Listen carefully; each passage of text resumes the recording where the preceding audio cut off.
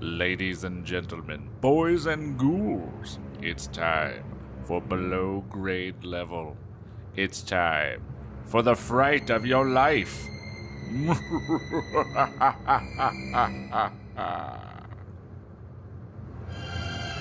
Hello and welcome to Below Grade Level, the show where we take the books that we read as children and read them as adults and ruin them. I am one of your hosts, Jonathan Eaton, and with me as always, Bekah Eaton. Hi. And Chris Zaleski. Hello. How are both of you guys doing? Great. Pretty good. So good. I'm so glad. Our special guest tonight for this episode, tonight or today, depending on when you're listening to this, reading, whatever. Oh boy. Guys, I'm kind of reading already. With us. Our special guest on this episode is our good friend Christina Durr. Hello, everyone. How are you?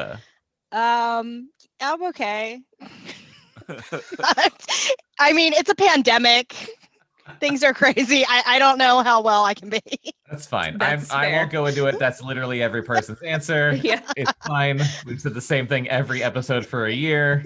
So let's just go ahead and keep the fucking train going. Christina, first of all, I want to thank you so much for joining us last minute. We had a little bit of a guest rescheduling issue, and you were kind and amazing enough to say, I've got nothing to do on a Friday night, and I will do this with you guys. She's just very unpopular. Okay. I was reminding yeah, her. this Really is pathetic. depressing, actually. It's also This a is- pandemic. Shut up, Chris. I don't know. I feel pathetic. You're not going to feel pathetic once we start reading, because then you're going to feel very, very fulfilled with your life choices. Oh, fantastic. So, okay. We are on part 2 of reading the book Remember Me by Christopher Pike. Now, we got into this. If you listened to the last episode, you know how fucking insane this book was. But let's start with our guest and ask Christina, have you ever read a Christopher Pike book? And do you know who he is? No, but I will say my initial guess was, is he from Star Trek? That was a joke I was last told episode. no, he's not. So I have no idea, and that's terrible because I'm a librarian and I should know these things. Well, you weren't a librarian 35 years ago, so it's not. Oh, great. He was not alive 35 years ago. I was not. So we're reading a book that was originally published, we said, I think in 1989. So Oh, it's my birth year. Oh, yeah. Oh, Wait, was shit. Yeah, 1989. Yes. Good What do for you being what born math are you before doing? I don't know. 1990. So Thank you, Chris. we welcome. did cover this last episode. Christopher Pike was the first captain of the Star Trek Enterprise. But he also happens to be a young adult thriller / horror novelist.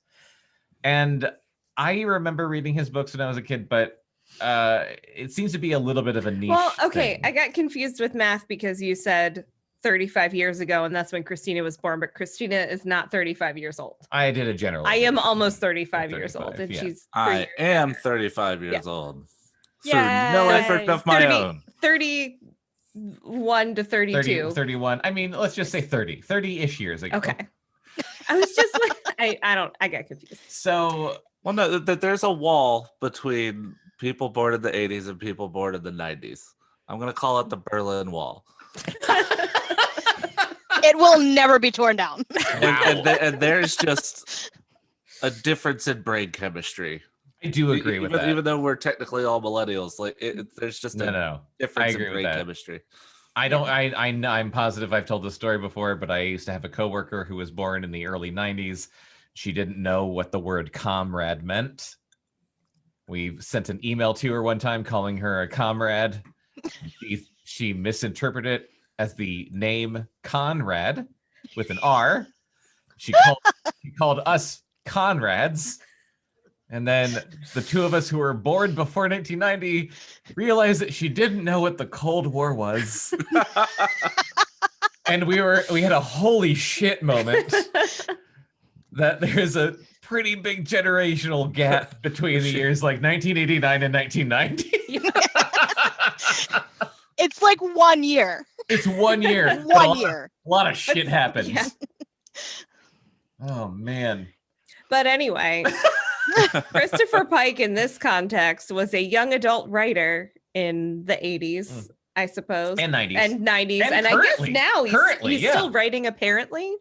Oh. But he was basically, I don't know everything he wrote, but so at least what we're reading now, it's basically like the Fear Street equivalent. Yes. So not a little older than Goosebumps. This is like a high school level type of like YA. Yeah. Yeah. But I will say Goosebump with sex. But yeah, no, it's like sexy Goosebumps. But here's the thing: we read a Fear Street thinking it's YA, so it's like Goosebumps with sex, but it was not. It was very tame. It was just longer Goosebumps. It was longer Goosebumps. That's the thing that we've learned is that there is a huge disparity between authors in the YA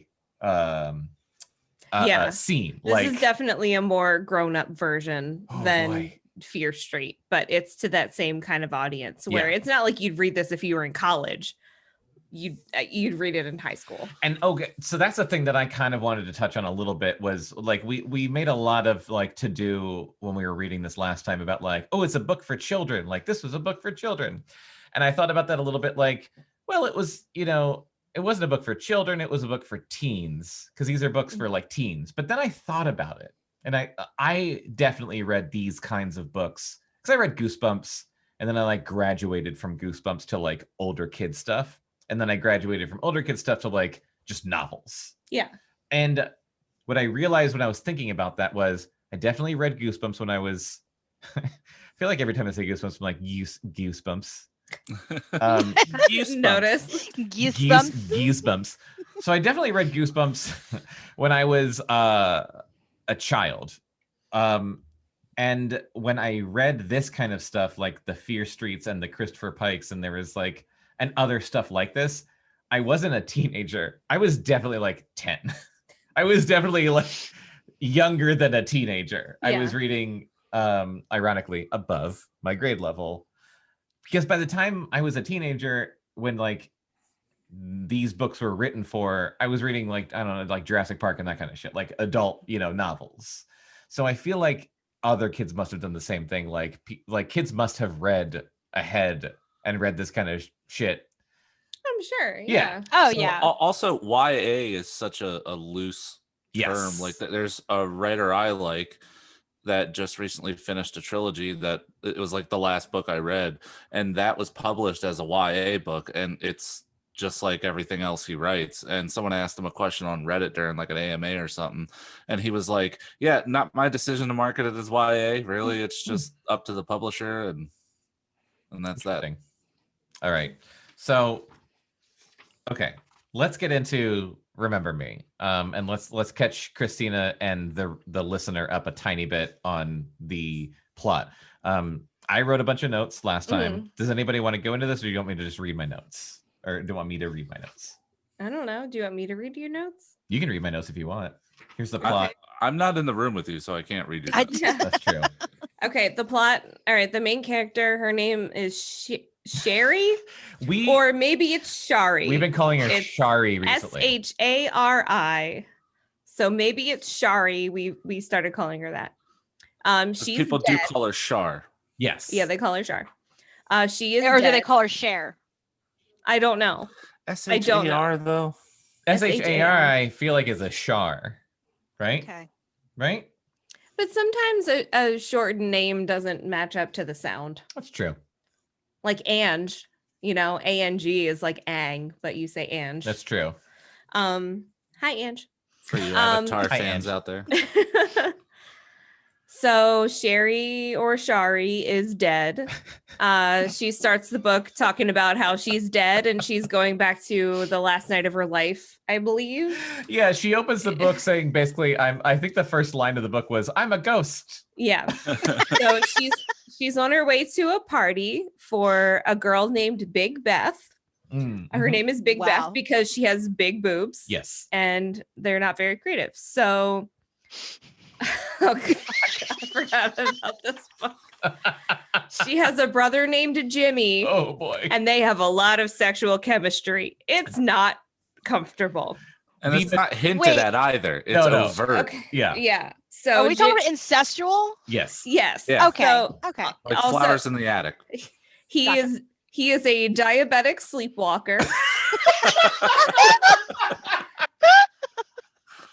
He has a girlfriend named. Oh, you didn't write her girlfriend's name. Oh, that's Amanda. Yeah. He has a girlfriend named Amanda. Amanda's mother is their house cleaner, and her name is Mrs. Parrish. What else do we got? Dan Daniel, that's her Sherry's boyfriend. Yeah. He seems very violent-tempered. We don't like him. There's Joe, who is Char's BFF, who is into the occults, which is awesome. Yeah. And then there's someone named Peter, and all the only notes for him are dead ? Author ? And I don't really remember. That was like Joe Peter's deal. Joe in the second chapter was like going into all this shit, and like I honestly barely remember what the deal was. It was like he wrote some poetry, and I think it was about you, Char, and you should read it. Okay, honestly, the majority of what we read so far was that that Sherry wants to fuck her brother. Like, yeah. That's the majority. Also, we only made it through 2 chapters. Yeah. Yeah. Oh my God. So that's basically where we're at. Voices, I think you'll pick up along the way. They're the same voices these guys do for everyone. So it won't be hard to catch up on. True. And we should start. Yeah, I'm let's so go ahead excited. and start. I'm so excited too. Okay. Yeah, let's start reading. Oh, by the way, I am borrowing this book from an online library, so at some point it's going to ask me to re-borrow the book. Oh my God, John, I can rent it from you. Oh, I shit. I could get a loan from the library for you. I'm gonna check right now. Rent me that book, Christina. How many copies can you get? Because like if you could as get many as I want. copies. Remember Me by Christopher Pike, Chapter 3. I had forgotten to tell Joe that Amanda was in the car because I forgot that Amanda was a person. The fact didn't seem to faze Joe. She may have had little in common with her cousin. They're cousins. Are they cousins? Joe and Amanda. Joe and Amanda are. Oh, I don't remember that fact. Yeah. Okay, so Joe and Amanda are cousins, and also Amanda's mother, Mrs. Parrish, was rumored to have had an affair with Joe's father.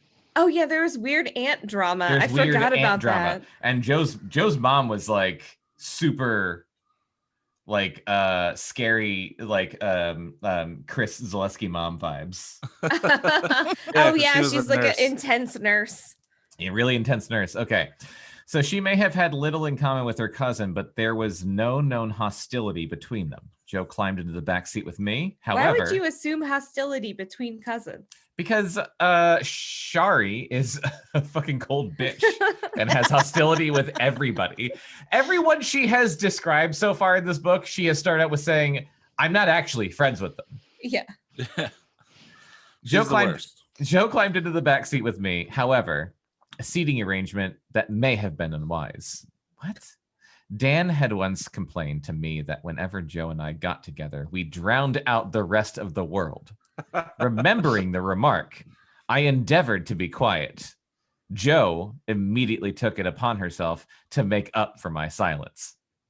Spam, Joe said to Dan. I forgot. She calls him Spam. She calls who Spam? Dan. Oh, she calls Dan Spam. Spam, Joe said to Dan as he pulled out of her driveway. What did you get Big Beth for her birthday? Dan frowned. I could tell he was frowning, even though I was looking at the back of his head. I could tell because he's so fucking violent. I could just sense his violence. He frowned whenever Joe spoke to him. Fuck. Oh, no. Only cars calm the beast. Why don't you call people by their real names for once? He asked. What was that? You sounded like a Beatle. You're You're supposed to be doing like a California. I was trying to do California. You sounded like fucking like Paul McCartney. Paul McCartney. Thank you. Okay. I couldn't name one Beatle for some reason. All right, Daniel, she said. What did you get Elizabeth for her birthday? Earrings, he said, flooring the accelerator and racing up the street as if he were late to his own wedding. What? I asked, amazed. I got her a present from both of us. You didn't have to get her something. What guy buys a girl he's not dating earrings for her birthday in high school? I don't know about any of this. What high schooler says driving like they're late to their own wedding? What did you get her? Joe asked me. An old Beatles album. I said, "Holy shit!" Oh my god. Beth has a CD player. Is that better? Yes. Okay, thank you. Daniel said. Sorry, I was still hung up on the Beatles thing. You have to remember. Oh my god, we're still in the Beatles. Californians. Yeah. Elizabeth hates the Beatles, Joe said.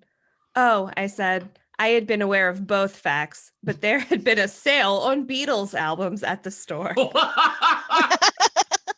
You know, one of those Beatles sales. Holy shit. And she isn't aware of other people. Yeah. What did you get her, Bliss? Joe asked Amanda. What? Hold on. Wait, who's Bliss? Joe had once explained the choice of nicknames to me. Apparently, in India, the Sanskrit word for bliss is Ananda, which Joe obviously thought was close enough. Her reasoning might have had an element of sarcasm in it. Or cultural appropriation. Amanda seldom smiled. What's the it worst that she crime seldom a woman smiled, can or that commit? she was surrounded by assholes? Jesus Christ. I didn't have a chance to stop at the store, Amanda said softly. If I hadn't been so overwhelmed with disgust at Daniel's having gone to the trouble to buy Beth a separate gift, I probably would have told Amanda she could put her name beside mine on the album. What a bitch. I want to know what Beatles album she bought her in 1989. Isn't anyone going to ask what I got her? Joe asked, fiddling with the pink tissue paper on the package in her hands. A moment of silence followed. Apparently not. Specimen jars. Joe Sick. said finally. What? My mom got them from the hospital for free. I fucking love Joe. I jerked off into She's them. amazing. What is in those bottles? You can't give Beth that, Daniel said, irritated. Sure I can, Joe said. She'll think they're crystal. Ew! What? She's not that stupid, Daniel said. She's pretty stupid, I said. Damn! Oh. And we'll tell her they're crystal, Joe said. Hey, slow down, Spam. The party won't start until I get there. What's the hurry? I always drive this fast, Daniel said. Is he always this fast? Joe asked me. Always, I said without thinking. The question and answer might have been innocent enough to start with, except Joe suddenly burst into hysterical laughter. Always, she asked, gagging. I gave her a hard poke in the side. Too late. I didn't have to see Daniel's face. I could feel the vibes. They were bad. He knew that Joe knew he had not performed up to expectations when we had gone to bed. What's so funny? Amanda asked. Oh my god, this book's fucking amazing. Oh shit! As established in the previous episode, Spam is an early to rise kind of guy and early to finish kind of guy. All right. Nothing, I said. We drove the rest of the way in silence. Big Beth.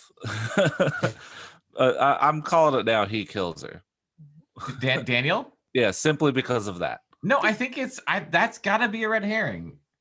Just because he's already like so violent. I don't know. I think the sleepwalking brother's a red herring. See, I think the sleepwalking brother. I'm sticking with that. I say Jimmy killed her, the brother.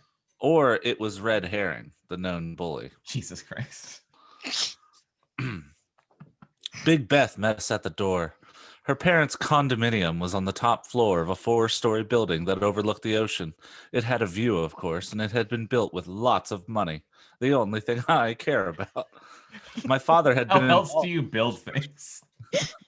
The soundproofing in the walls between the condos was excellent.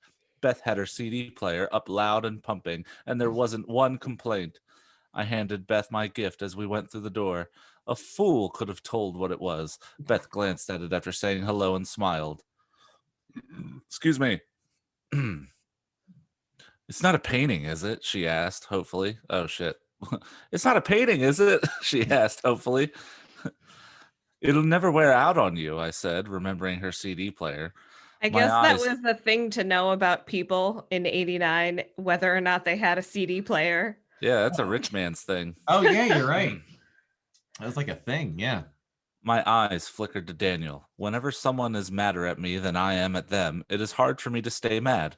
Guilt, I suppose. That's not a sentence a normal human would say. I'm confused. None of these are sentences normal humans. Wow. Daniel handed Beth his tiny box, and No, you yeah, he thought did. he had given her.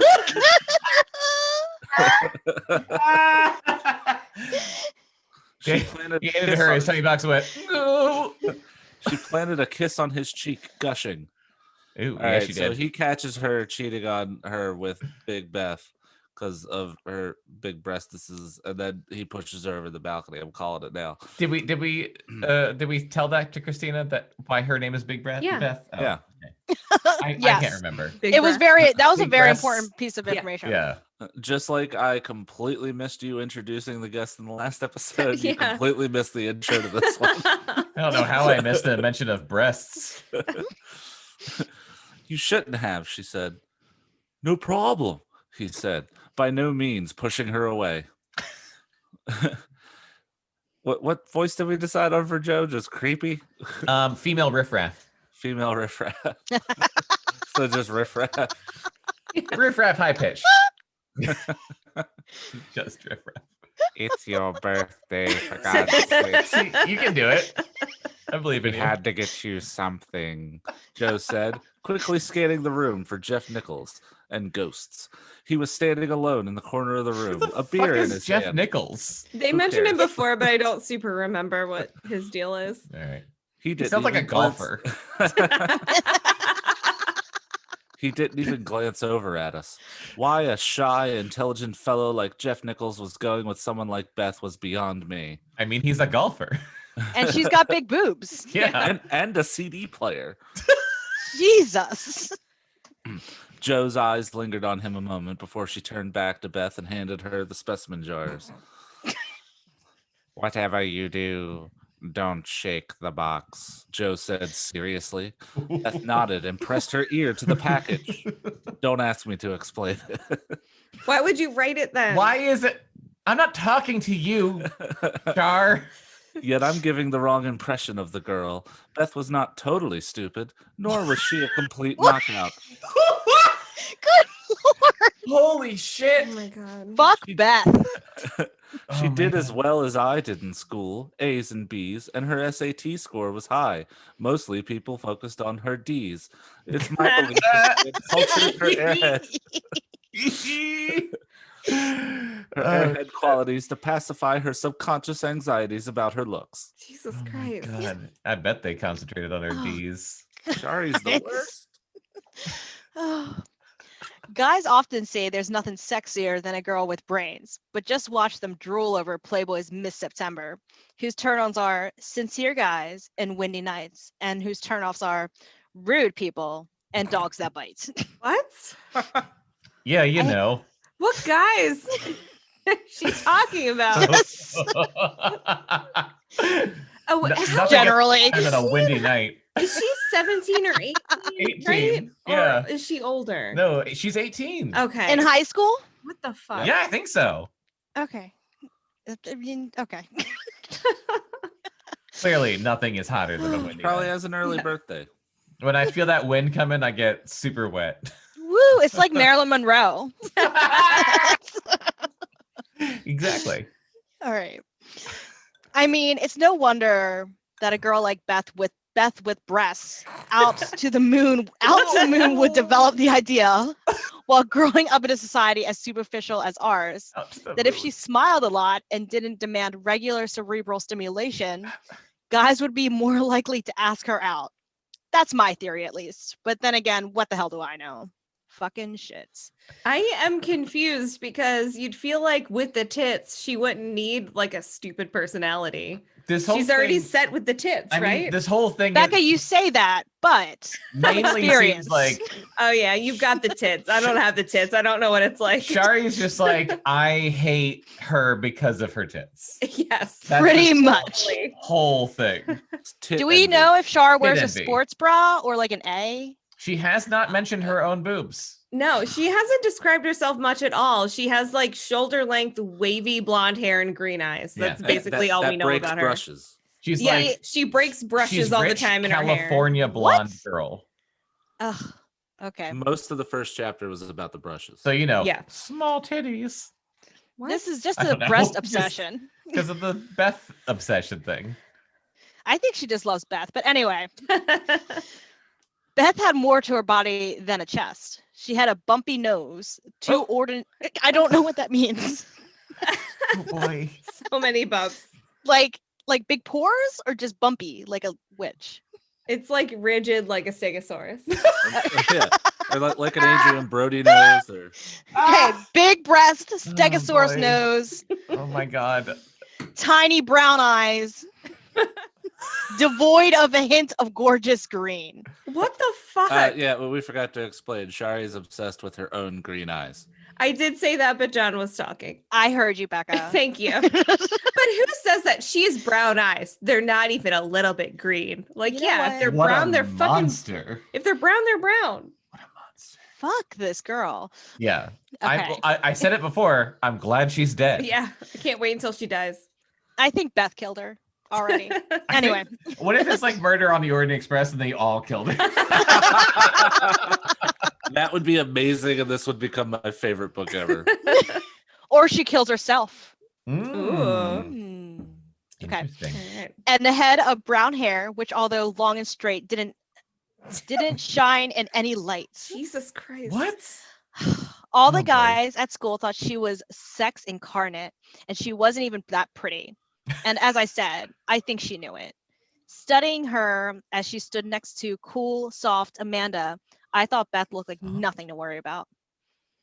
I'm sorry, Amanda said to Beth. I didn't have a chance to get you a present. How is this Beth Poor. sound? We're only just meeting her. Yeah, you decide. Okay. You decide, Christina. That's okay. Beth exclaimed, hugging Amanda. All right, that's not what I was expecting. That's perfect, though. Perfect. Plain She old scares- big boobs, Beth. She scarcely knew. I'm just glad you're here. You're shaking the box, Joe warned Beth, silently muttering "Christ" under her breath. For his part, What does Daniel she kept mean? silent. Good Oh Lord, my Becca, is God. that you? Are you I Joe? know. I literally said Jesus Christ in a meeting to myself today, and everyone heard me by accident. Oh, That's shit. awesome.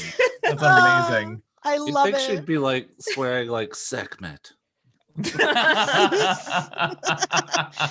Sick man. Oh my god. Okay. And so the party began. And at first it was fairly ordinary affair. I won't go into every blessed detail. Beth's parents were gone for the night. We ate a little, we danced a little, we ate some more, we gossiped. Lots of people came and went.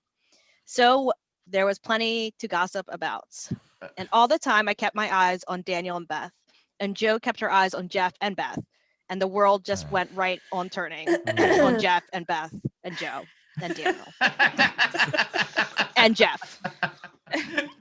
Nothing out of the ordinary happened. There Cool. are, however, Riveting. a few things I should mention before I get into Joe's idea of entertainment. Beth opened her presents close to 11 o'clock, and even though it's early, the party had begun to thin out. You know what? It looked like it said the penguin had begun to thin out because of my screen. If you said penguin, I'd be like, all right. I guess that's what's happening. That's what's going on, guys. There couldn't have been more than a dozen people left when Beth sat in the middle of the floor in her pink summer dress and proceeded to break every one of her nails. What? What? She She really eating 'em? did. She really did. Each time she dug into a fresh package, she ripped another manicured nail. But she didn't want to go into too much detail. It was excruciating to watch and read.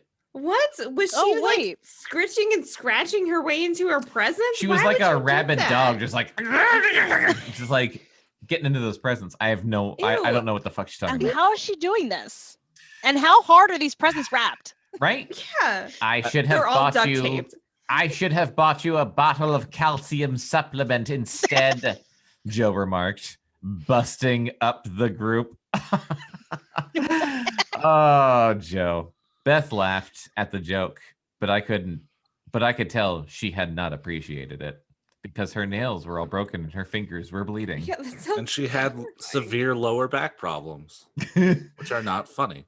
Yet all was because of her boobs. Yet all was forgiven a moment later when she opened Joe's present. To be fair, the specimen jars at Mrs. Fulton's hospital were a bit larger and more elaborate than usual, but in no way did they look like expensive crystal. When Beth unwrapped them and held them up for the room to see, a hint of utter confusion in her eyes, Joe broke in with smooth sincerity. I know they're not the usual crystal, she said, but I thought you would like something different for your collection, Joe added humbly. They are from China. You know, the Orient. All I can picture The Orient. Like, a she'll say flask the and a Orient. beaker. Like, yeah. how on any fucking planet could those look like a China crystal? They're like Pyrex glass. Yeah, exactly. You can put them in the oven. They won't break. They have like milliliters on there. Milliliters of liquid you put in. Look, it says ounces on the outside. That's how you know it's real crystal. Beth beamed and hugged Joe like a fucking simpleton. I almost died. Beth is sweet for doing that. Like the bitch I am. The rest of the room nodded and tuned out like the bitches they were. Only Jeff, whoever the fuck he is. Wait, isn't Jeff someone's cousin or something? Jeff, brother? Jeff Nichols, the golfer. Jeff Nichols, the golfer. Yeah, it's Beth's boyfriend. Oh, is it her boyfriend? Yes, I believe so. Okay. I think, okay. Let's go with that. Only Jeff Nichols, the golfer / Beth's boyfriend, gave any sign that he knew Beth was being suckered. And it was a faint sign at that. But he finished his beer. Can they drink? Your children. He finished his beer. It was 89. The drinking age was probably 18. He finished his beer and silently crumpled the can between his palms like a fucking silently cool just guy. crushed a beer can. Like he crushed a beer can in 10 minutes, just slowly crumpling it that you wouldn't hear anything. Jesus Christ. Amanda sat quietly in the corner, casting me furtive glances, probably wondering if I was going to lose it, or maybe still embarrassed that she had nothing for Beth to open. Daniel's earrings had diamonds in them. Diamonds! Jesus. They sparkled as he helped Beth put them on her earlobes. And then he went down on her in front of everyone. Why couldn't it have just been put them on? He put them Why on would her, he have to put them in her own ears? He This put is them so on sexual. her clitoris. I need to clarify because otherwise people might think they're nipple rings. They don't want to assume for big breast Beth. Again, I almost died. I almost cried. I almost said something. I almost did everything in the book. Why didn't they just call her Breath? But That doesn't make any sense. That's a good point, I guess. But what could I say? Could I say, Daniel, my boyfriend, why did you buy Beth diamond earrings? That seems like a thing I could have said. Daniel hadn't said much to me all night. I knew he was still pissed at me for speaking to Joe about his excitable bedsheet maneuvers. Manners. Like the Maneuvers. or Imagine something. Maneuvers does work. Maneuvers It's or like lack a cat. thereof. It's like a cat or a little dog when they're under a blanket or a sheet. He's making little tents. He was mad because I told Beth about how he scurried this way and that under the covers and came too quickly. I was afraid that if I spoke then or even later, I would ask why, and he would say bye. What? Why does she keep rhyming? What? She rhymes twice in that paragraph. Ghosts rhyme, Bekah. All right. Do I they? told you this is too high of a thread count. It gets me too excited. Ghosts just speak in poetry. I began to think, I love that. I began to think that it was a stupid party. That makes 5 of us. Beth finally finished with her presents. Parentheses. Oh, wait, what was her voice? Sorry. Dumb. Beth. Oh, it was really deep. Like, oh, it was like that. Yeah. Yeah. Oh, sorry. The Beatles, my favorite. Several more people left. Then Beth brought up the idea of swimming. Oh, shit. Ooh, Uh-oh. no. Skinny baby. The condominium complex had one huge heated pool and 2 steaming jacuzzis. Ew. But how could we go swimming, I wondered, without bathing suits? Oh, I wonder. That was no problem for those who had been told in advance to bring their suits, I soon learned. Daniel was one of those people, and strangely enough, Amanda was also one. Apparently, after asking her mom to ask me for a ride to the party, she must have called Beth directly to see if she really could come and had received the word on the suits. Daniel and Beth had theirs under their clothes. That's depressing. So only some people knew about the swimming. Amanda heard from her mom that she was getting a ride to the party, and then called the girl whose party it was to say, "Can I really come?" That's depressing, right? It's pretty sad. That's sad.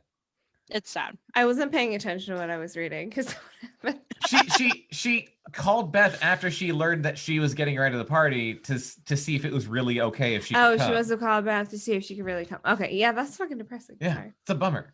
But the also, book canceled itself out. Oh, and I had to renew, and I got confused. Like, it's also brave as shit. Kudos to Amanda for doing that, because I never would have been able to. It's just I'm just gonna assume I'm uninvited. Yeah, I would have just not gone. I'm on Amanda's side for sure. It's bad enough it involves a phone call.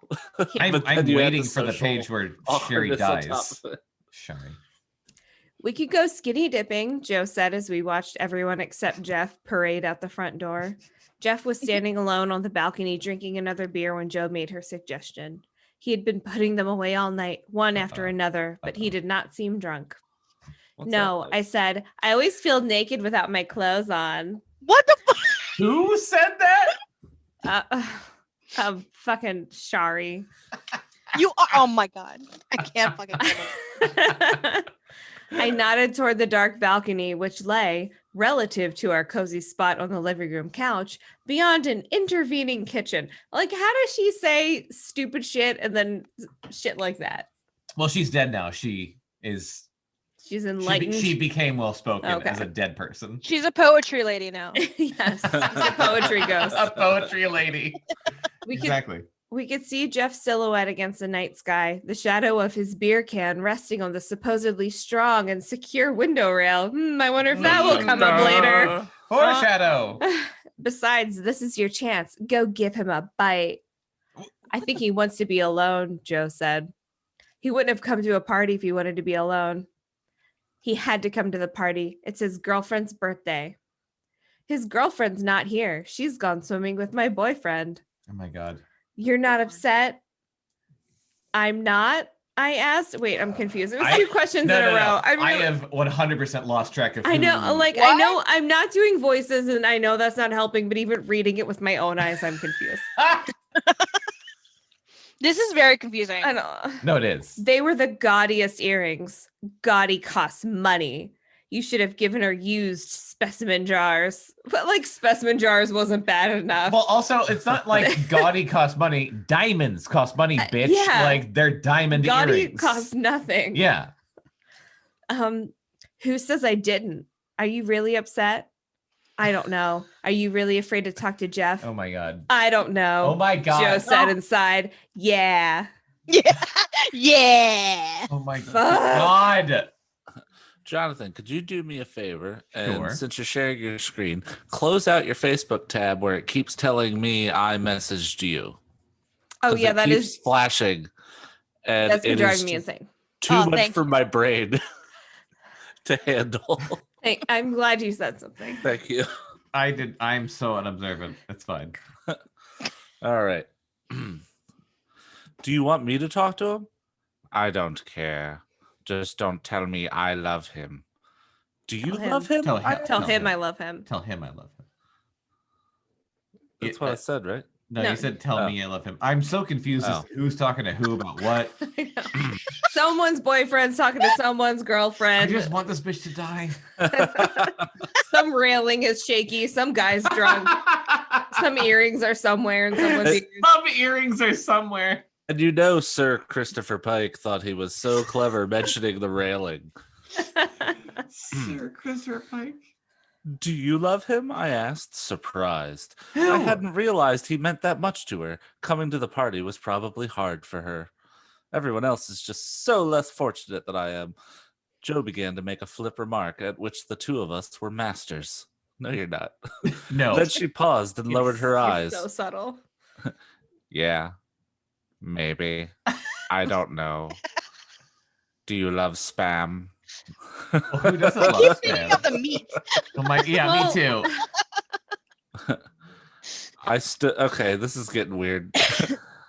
I stood. I always hated it when I was a little kid. Oh, because they're masters of the flip remark. Okay. Mm-hmm. Before going out onto the balcony, I made a quick stop in Beth's bathroom, but it wasn't because I'd been drinking beer. I was never into depressants like alcohol or health food. Health food is what? Depressing? What? What? I hated kale. I liked good old blood-rushing caffeine, coffee, Cokes, Pepsis, and Coke. I'd had all three that night. Coffee, Coke, and Pepsi. Wow. The design. Also, who has both Coke and Pepsi in their condo? Right? Well, It's a condo. She meant Coke with a lowercase C. Lowercase Coke. Cocaine's. I love nose candy. The design of the condo was common for the beach area, although it would have been unusual a few miles inland. It had 2 master bedrooms, which meant, of course, that the condo's 2 bathrooms were located in the bedrooms. Beth's room had the better view, with a wide sliding glass door that led directly onto the west end balcony that overlooked the ocean. But it was smaller than her parents' room and, being next to the kitchen, was also less private. When I finished in the bathroom, I joined Jeff outside on the balcony without having to backtrack to the living room. He was lighting up a cigarette. Am I gonna have to remember? I know. I really hope like room layout. Like I hope I wasn't supposed to pay attention. Oh my because god! You know it's gonna be a quiz later. Should I just draw the layout of this house? Yeah, I need a map. Okay. Clearly, we're meant to know what the fuck that has to do with anything. Well, yeah, in the end reveal of who done it. Yeah.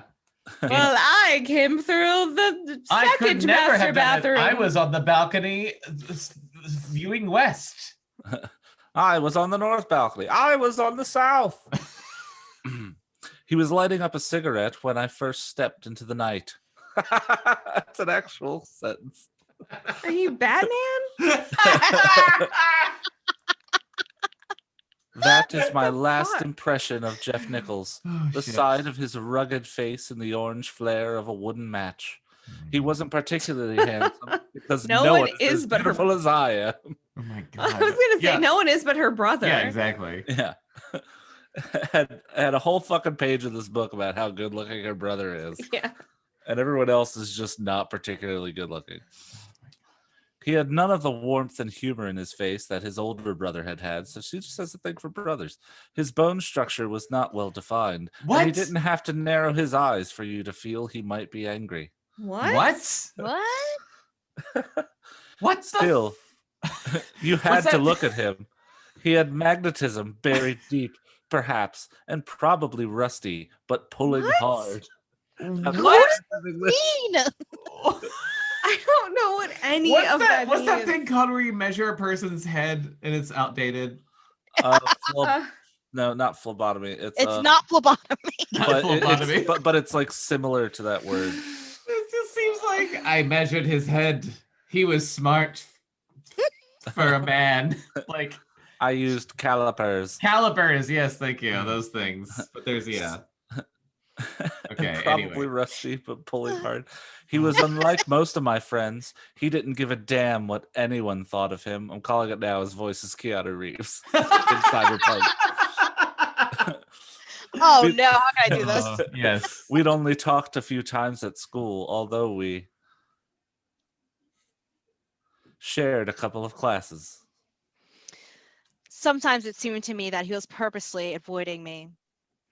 I hope I'm not disturbing you, I asked. He glanced Sounds just over. like Keanu Reeves. Totally. He glanced over, waved out his match, and took a drag on a cigarette. No. I went and stood with my hands resting on Phrenology. Phrenology. Thank you. Sorry. Thank you so much. I knew it was a similar word. Phrenology. Has nothing to do with phlebotomy. Yeah, but both start with a starts with a PH. F. Yeah, it starts with a F. And it ends with the E. E. Oh boy. God. Okay. I went and stood with my hands resting on a smooth sanded railing, 6 feet from Jeff. The view of the ocean at night was nothing. All flat, black, and depressing. Like her chest. Okay. It depressed me then, that's for sure. Or maybe it was the faint sounds of splashing and giggling I could hear coming from the far side of the complex. Jeff seemed kind of down too. I wonder if he was remembering Peter. He wasn't saying anything, and I felt I had to speak. Who is Peter? Oh, Dead okay. guy. So Peter, I guess, Is was he his related brother. to Jeff? I think Peter was his brother, who was like a poet, and he died. Oh. Ah. It's a nice night, I remarked. It was just like that. Baseball. It's a nice night. It was essentially warm, with layers of cool, damp air drifting up to the balcony. Not unusual for that close to the sea. It's all right. Am I bothering you? He shrugs. I'll probably be going home soon. Before Beth gets back? Maybe. Jeff? What? Nothing. Oh my This god. language is okay. He's such a Keanu. There's a lot of nothing dialogue. Yeah, there is. That was it. That was Hard to track. Yeah. That was Maybe pure nothing. Jeff, what? Nothing. Huh? What? That was it. Huh? Maybe Beth, Jeff. Jeff. Yeah.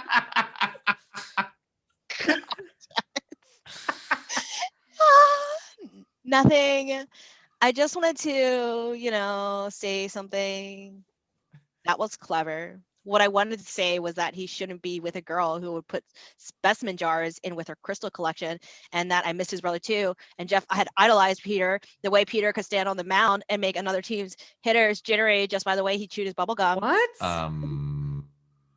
Peter had been funny but cool without having to act it. What?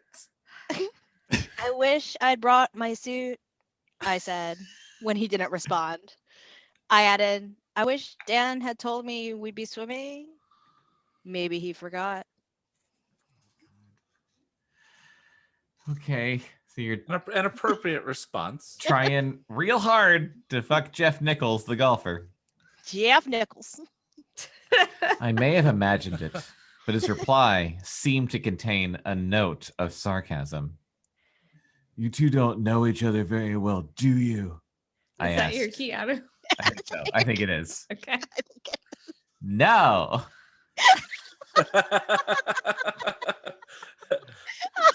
So Shari's Fred Schneider now. Yeah. No. Ow! No. That's too bad. He peered out. He peered over at me. Neither the lights in the kitchen nor those in Beth's bedroom. Neither the lights in the kitchen nor those in Beth's bedroom were on. Good job, okay. John. It's too dark for me to see. I couldn't see his eyes. I couldn't see his eyes. Nevertheless, I shifted uneasily.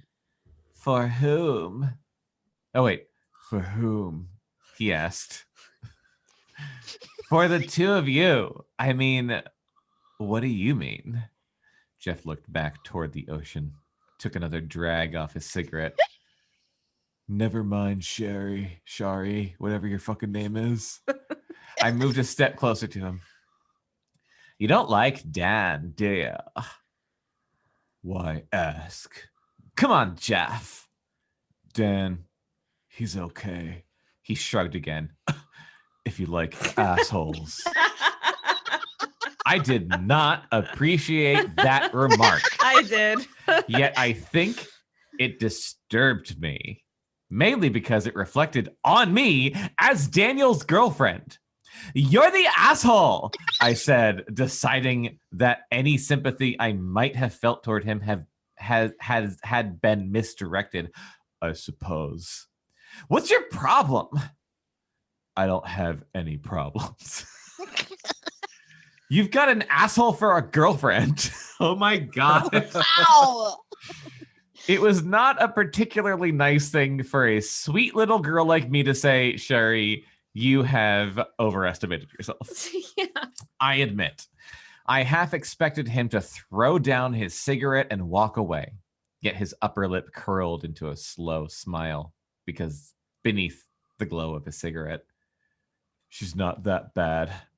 She's too good for him. For who? He shook his head, and now he turned to leave. Nothing. I hate it when people start to tell me something that I will hate and stop right in the middle. That's my only excuse for saying what I did next. It was, with an italic, cruel. Oh my God, I can't wait. Tell me what it was. Bekah, tell me what it was. You know, Jeff, you're such a shallow jerk compared to your brother. Oh, damn. Below the Not that belt. big of a deal, but okay. His brother's dead. I know, but you're a shallow jerk. Like that was the cutting remark. He stopped suddenly, and I wished I could have reached out and retrieved my words. Like in the car with Dan on the way to the party, I only had to look at the back of his neck to feel the bad vibes. It was my Spidey sense. Does he have a really hairy neck? He turned slowly, though, casually raising his cigarette to his mouth and sticking it in the corner in such a way that I thought I would fall out any second, or thought it would fall out any second. Sorry, that sentence was hard to keep track of. All of this is hard to keep track of. It was too dark for me to read his expression clearly, and I was glad. He used to tell me stuff about you, Jeff said. Oh, shit.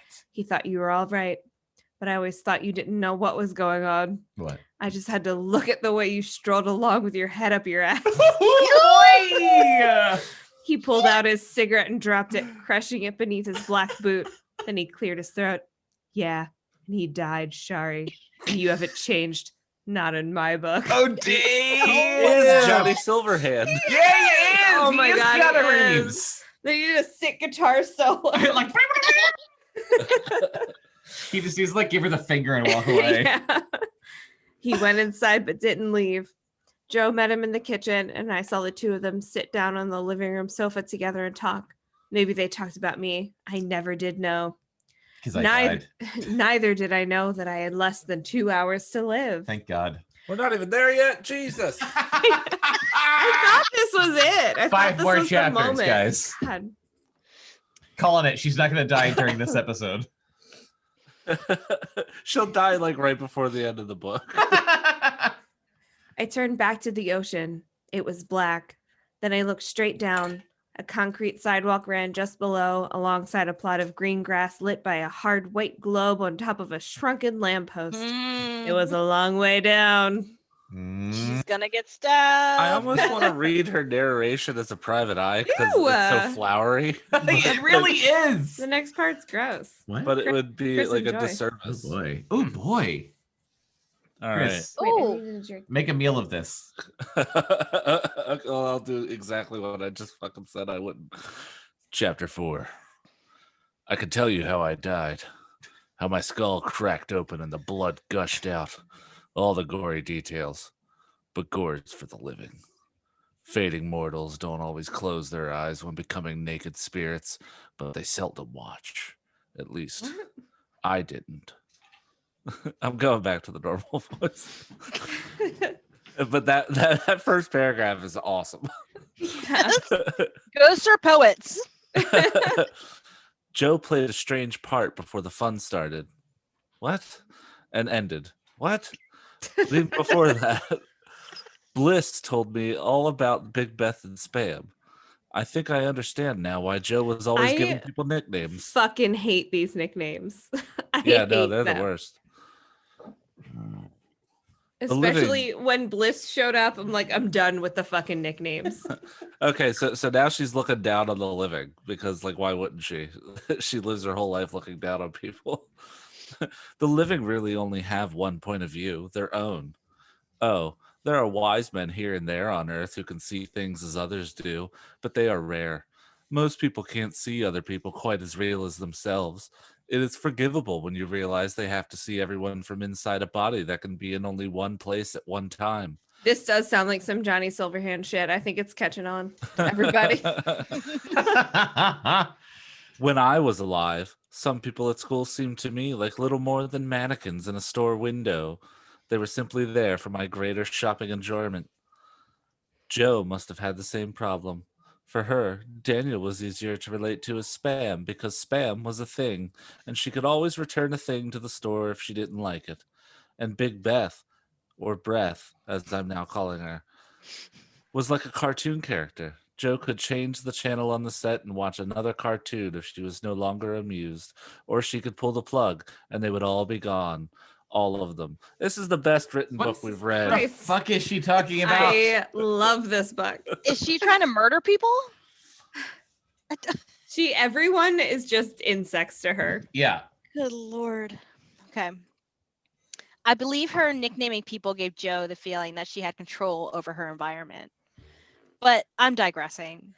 While Joe and Jeff sat in the living room, I went back into Beth's bedroom and lay down on her bed. Why? Is she laying on someone else's bed?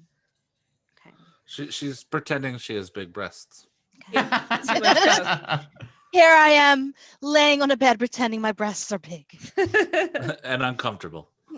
Just putting on all of Beth's bras. Yeah. Feeling the empty space in them. Just jiggling around.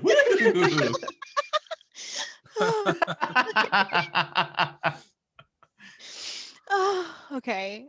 I figured if she could swim with my boyfriend, I could wrinkle her sheets. Okay. I didn't go straight from the balcony to the bedroom. I discovered that the sliding glass door I had used a few minutes earlier automatically locked when I closed it. I had to re-enter the condo through the kitchen and return to the bedroom. Jeff and Joe didn't even look up as I went by. God knows what they were talking about. I had a headache. I was tired. When I lay down, I had no intention of sleeping, but I must have. I didn't dream, however. My omens were over for the night. What omens? Okay, except for one last big one. I don't know. Before my headache blossomed into a skull-shattering mess, the gang rehearsed my funeral. Wait, what? I am almost certain there was no mention of omens in the last. That's where I'm confused. No, I'm positive. Hold on. I need to hear that part again. Okay. I had a headache. I was tired. When I lay down, I had no intention of sleeping, but I must have. I didn't dream, however. My omens were over for the night. Okay. So Christina, she did have a weird dream. Her brother had a dream. Her brother had a dream. That's what it was. Her brother, who sleepwalks, had a dream about her. A balloon. Something about a balloon. Okay. Okay. I can't remember the details. Okay. It was a brown balloon. Oh, yeah. Something about a brown balloon. I just remember we kept calling it balloons. You will probably shit yourself at this party. Is this the diabetic brother? Yeah. Yes. Okay. Yeah. The diabetic brother she's definitely in love with. Yeah. Okay. Okay. I forgot about that. Okay. Except for one last big one. Before my headache blossomed to a skull-shattering mess, the gang rehearsed my funeral. Amanda awakened me. She was sitting on the bed by my side when I opened my eyes. Her black hair looked so long and lovely to me right then. I remember thinking how awful it would be if she were to go prematurely gray. What? Bitch. Oh my God. I love my little teeny tiny gray hairs. I want more. Right? Me too. I've got like 5 at this point. 5 little hairs. I'm so proud of you, more. Bekah. I'm so proud. I love your little gray hairs. I have so many. I knew from a picture album Mrs. Parrish had shown me that her mother had. Okay, I get it. Sorry. Oh, her mother had gone prematurely gray. What is prematurely gray? When does that start? I don't don't know. Before Like, 50? Like, what the well, fuck? Only cool people get it. Good Lord. People think that if they have one gray hair in their 20s, it's insane. Yeah. But it's pretty fucking common, I think. Yeah. I agree. Okay. Amanda must have blow dried it after swimming. What time is it? I muttered. My headache was worse when I had laid down. After 12, I sat up. Is the swimming over? Amanda had changed back into her clothes. She stared at me for a moment with her gray eyes before answering. Most of the kids have left, she said. The condo did seem unusually quiet. Where's Dan? Is he back? No. Where is he? She looked down, and even in gloom, I could see the lines form on her forehead. I don't know how to tell you this, Shari. No. Oh no. Oh no. No. Oh, What? Yes.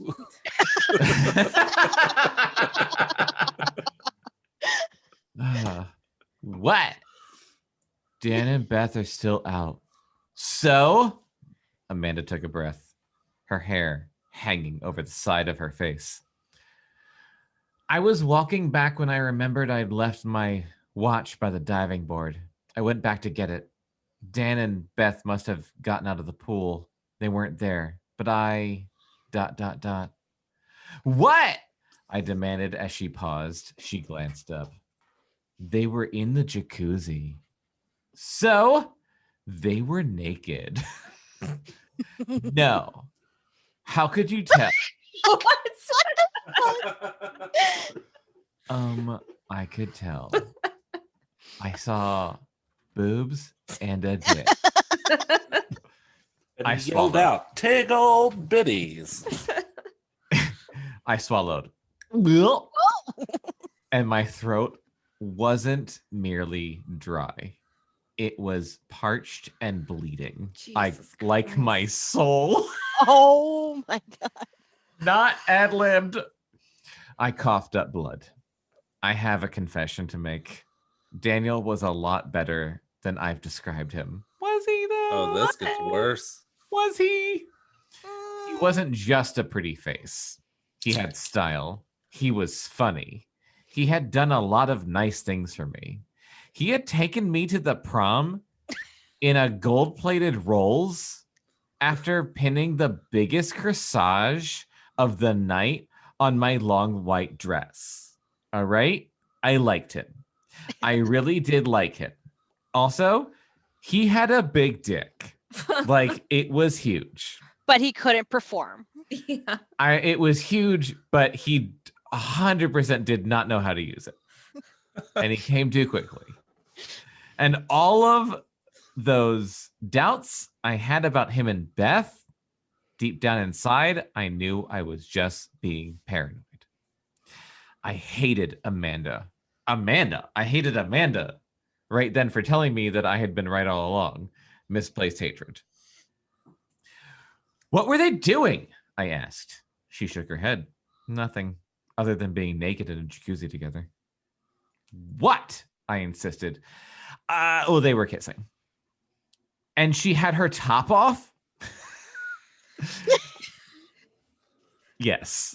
Yes, I saw all 13 feet of it on the pool chairs next to it.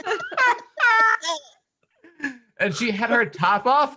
Yes, it was hard to miss. How could you be sure? Why did she It was like a keep asking volleyball that? Like, there's either tits or not. What do you mean, how could you be sure? How could you be sure? I could see, Sherry. There was enough light. Jesus And Christ. by God, there was enough tits. They were illuminated. I mean, don't know honestly, if you know about Big Beth's The nickname, moon was bouncing off of them. but her They call titties them are- headlights for a reason. plus they float in the water. Like, they'll Yeah. float up if They you're not were wearing any. they Just were bobbling they up were there. bobbing up and down. Dan kept going, "Auga!" And he kept going, "Honk honk," and I was like, "What's that about?" And I looked, I was like, "Oh no." Amanda shook her head again. I shouldn't have told you. She started to get up. I grabbed her arm. What else are they doing? Was he fondling her? Oh my God. Amanda broke free of my hold and retreated to the end of the bed where she stood and looked down at me. I don't want to read anymore. No, I want you to read all of this. I want you to read it. I'm sorry, she said. I laughed out loud for a second. Ha! What are you sorry about? She wasn't kissing Jimmy, if you would even care. You know, he was home when you came over. He could have said hi. I know how much you love him. Wait, I'm confused. What are you sorry about? Brother? She wasn't kissing Jimmy. Oh, right. Oh, the boyfriend. Wait. Yeah, Amanda's she's Amanda. lashing out Okay, at her Amanda. now. Okay. Yeah. What are you sorry about? She wasn't kissing Jimmy. I'm sorry, I get confused. If you would even care, you know he was home when you came over. You could have said hi. I know how much you love him. Anyway, I don't care. Dan can do what he wants. You can do what you want.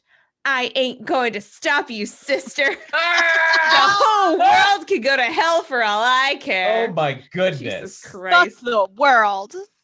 Amanda left and I cried alone and to myself. Holy shit. The party should have ended when Dan and Beth returned. I should have openly accused them, ignored their pleas of denial and forgiveness, and then stormed off into the night with Joe chasing after me to make sure I was okay. The problem was that when Dan and Beth finally did come through the door together, I was too heartsick to speak, and Joe was still busy entertaining Jeff on the couch. It struck me then that my best friend might actually find reason to celebrate the news of Dan and Beth's passionate public petting. Alliterative. The party would have ended if Joe hadn't insisted we talk to the universe after everyone finished dressing. Oh shit. She pulled out her magnet. What? What? Wait, I'm so confused. You know, her universe Pulled magnet. out her magnet. I mean, I carry magnets.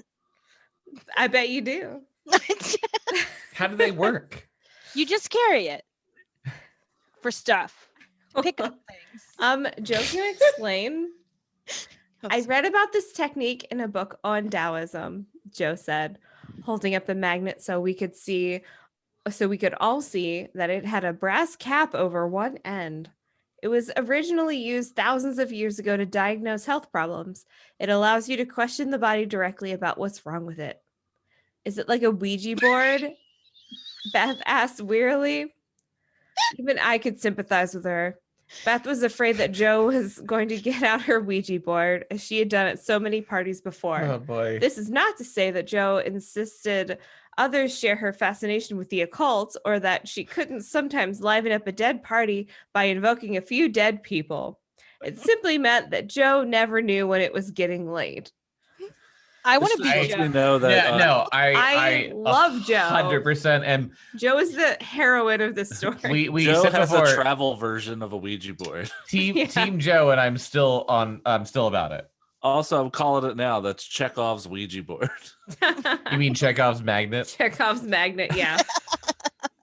All right. It's similar, but different, Joe said. Oh, I said.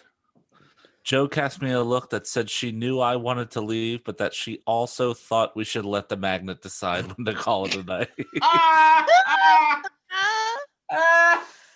Why don't I demonstrate it rather than talk about it, she said.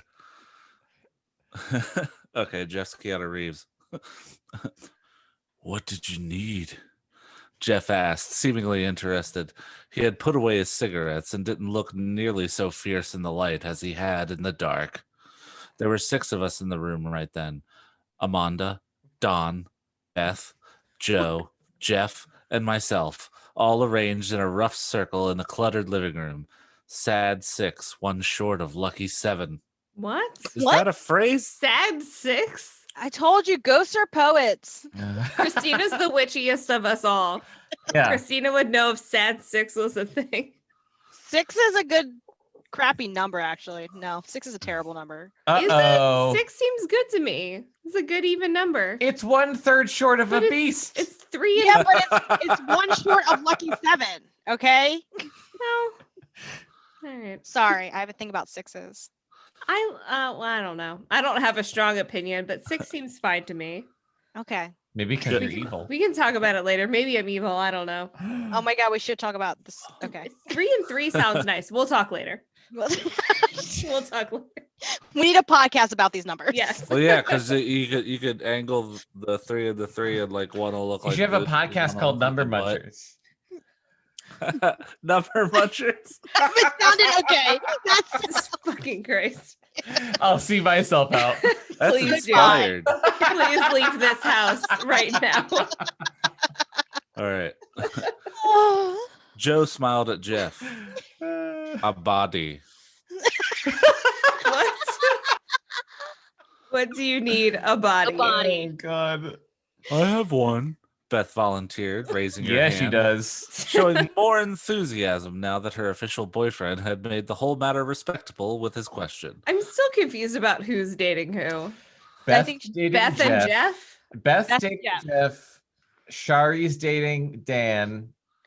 Joe and Likes Amanda are Jeff. there, but Joe But likes. do they all like Jeff? No, Joe likes Jeff. Dan likes Beth. Okay. Oh my And God. Amanda likes Char's brother. Amanda, yeah, is into Jimmy, Oh, but she's also sad and poor. But she's not that into Jimmy because Yeah, Jimmy's more into her. yeah, They're she like put on up a break wall. or whatever. Yes, she put up a wall. Amanda put up a wall, and Jimmy got an ulcer. Yes. We're gonna call it the Berlin Wall. Yes. Amanda put up the Berlin Wall, Okay. and Jimmy got a communist ulcer. All right. I have one. I have one, Beth volunteered, raising her hand, showing more enthusiasm now that her official boyfriend had made the whole matter respectable with his question. Daniel looked at her and smiled. The bastard. We know, I said, sitting on the floor against the wall. You did not ad-lib that. I thought you did. Yeah. Oh, I know. I thought You it did was not. Adler too. The bastard is in this text. I would 100% thought he added that. Most of this book, I have an ad lib. Yeah, I was gonna say Chris has barely ad-libbed anything. It's all in the delivery. They ignored me. The worst of crimes. That I did ad lib. They wanted to talk to the universe. I am the universe. I ad libbed that too. Only Amanda appeared uninterested, or else afraid. She continued to hang back in her corner chair. She might have been afraid of what I was going to say, or else what the universe might know. I suppose we all have our secrets. But Dan and Beth weren't afraid of anything. The bastards. They gathered just seen around each other as- naked. They gathered around as Joe slid onto the floor. What's the heel like on those shoes you're wearing? Joe asked Beth. What? They're all right, Beth said. Oh my God, Beth. Not having the foggiest idea what Beth. Joe was asking. I don't either. Joe leaned over and gave Beth's sneakers a brief inspection. They'll work, Joe said. Are they gonna do light as a feather, stiff as a board? I Yep. hope so. Lie does that do down with flat heels? No, she's gonna on pick her your up back. We're gonna see how real those breasts are. What are you going to do? Beth asked, now a tad nervous. I'm going to put this magnet on the floor at the back of your head, Joe said, doing precisely that as she spoke.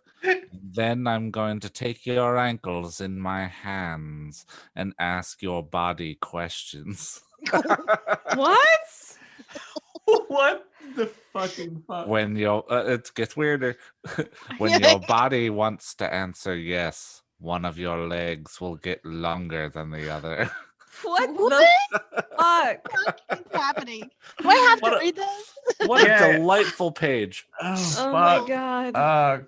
Christina, Okay. validate it. Oh my god. Why don't you use her nose? I asked, What? thinking of Pinocchio and telling lies and that God. sort of thing. No one seemed to care. They continued to ignore me. No one seemed to think what I said was funny. I think it's hilarious. Are you serious? Dan asked. You'll see, Joe said. One leg will actually get longer than the other. How does that happen? Jeff asked. Her hip must rotate, Joe said, cradling Beth's shoes in her Yeah, it will. palms. Beth had closed her eyes and appeared to be concentrating hard on something unknown to the rest of us. No, How does her body know how to respond? Jeff asked.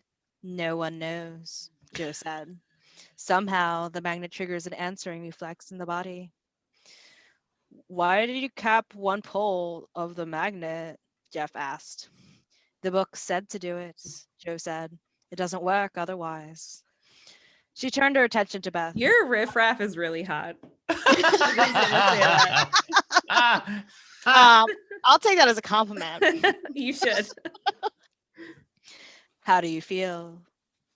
Different? Beth whispered. Your Keanu is not hot. It's gross, and I hate it. Like a polar opposite. Gross, and I hate it. I hate it. It's terrible.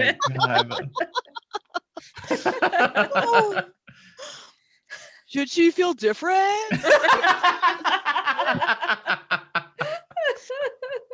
No, Joe said, looking down and pressing Beth's breasts together. Your body must be in good alignment. Yeah, it must. Legs are exactly the same length. Yeah, they are. Thank you.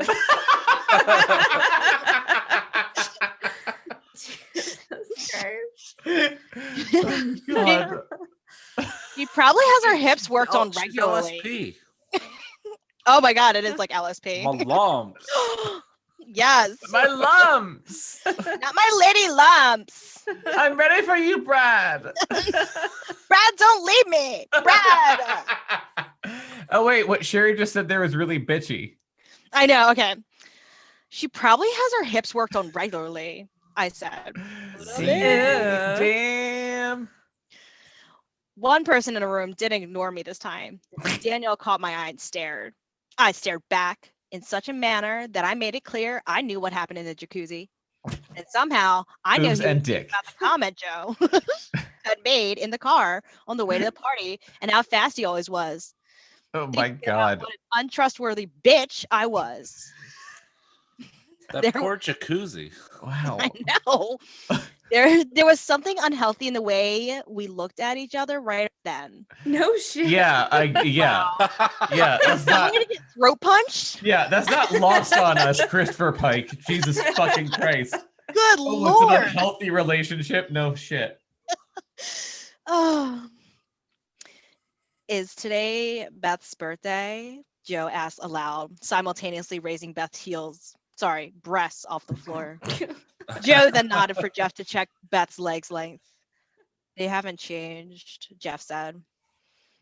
It's not working, Beth asked, obviously worried that her body might not be connected to the universe. Joe was unconcerned. Think for a moment, she said. It is after 12. Today is the day after your birthday. Ask an affirmative question, Jeff said. Is Beth a girl?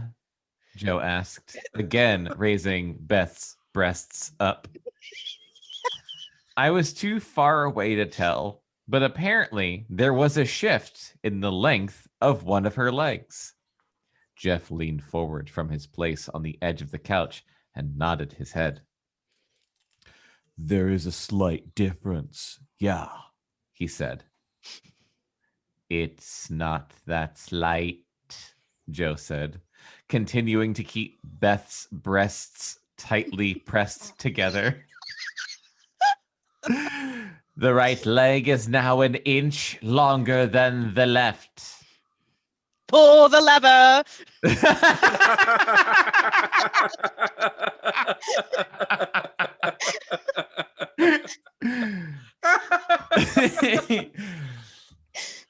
And female riffraff is just Eartha Kitt. yeah, it is. It is. Our mother's love. And this is her body's way of saying yes, Jeff asked. Yes, Joe said. Oh. You can only ask yes or no questions, Jeff said. You'd be surprised how much information you can get. Joe said. Is this Joe now? Yeah. Yeah. It's Eartha Kitt now. Oh, I forgot. We wrote that down. Yeah.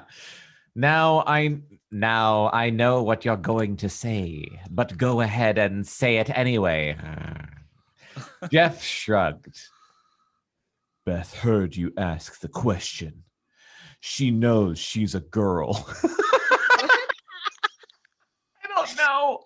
Her body's response could have been subconscious. Joe smiled. What if I told you it doesn't matter if I say the question aloud or if I just think it? You said you want me to think about being a girl?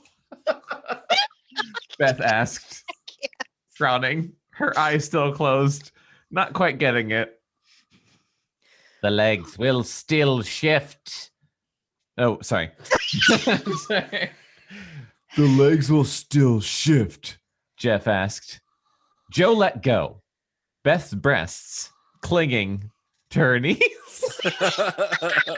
and scooting toward Jeff. Everything you said was wrong. I know. I love it. Clinging? No. Climbing. Jeff, Beth. You know what? I'm moving on. I'm Just going keep going. forward. I'm going forward. I'll whisper 3 questions in your ear that we already know the answers to, she said. Then we'll see if her body responds correctly each time. They had a brief huddle, and then Joe got back to Beth's breasts. Since the rest of us didn't know the questions, the demonstration was not exactly overwhelming. When it was done, however, and Jeff had finished comparing Beth's leg lengths, he nodded his approval. The best book ever. What the fucking fuck? Why? We should try this. I got a lot of magnets, guys. My hobby is magnets. Magnets are my hobby. Here's the thing. I got some magnets. There's a couple of breasts here. We got some breasts. We can compare sizes and lengths too. Oh my God.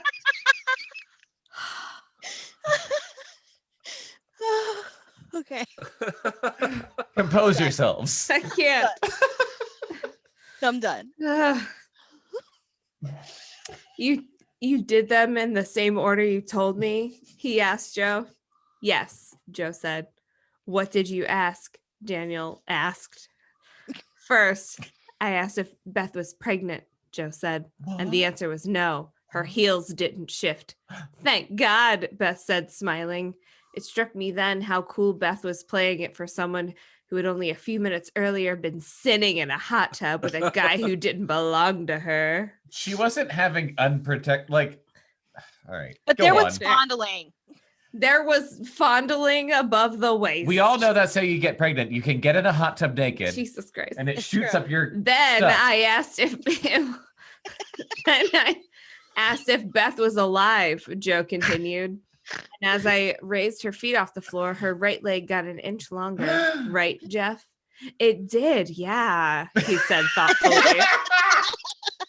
Yeah. I suspected that if he knew about Beth's unfaithfulness, he would have cared less.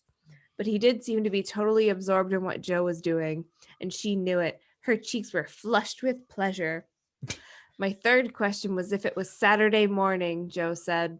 And once again, Beth's legs moved. Joe glanced down at Beth. Are you comfortable?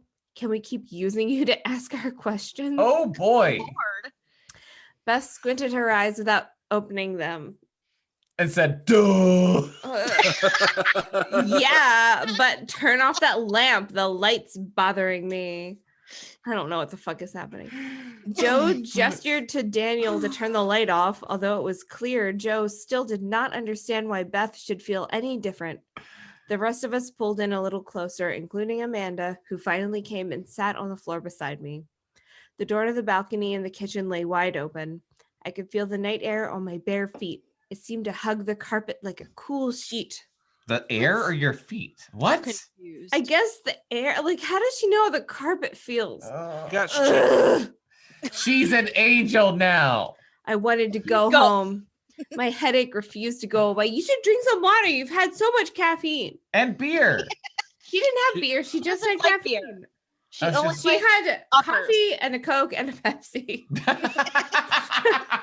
This She's like bitch, numbers. bitch needs to hydrate. She's only had uppers and she's been accusing everyone all night of everything. Yeah. What should we ask? Daniel asks. Didn't I say that sentence already? Yes. God. Ah. Anything, Joe said, a glint in her eyes. She again took hold of Beth's sneakers. Anything at all.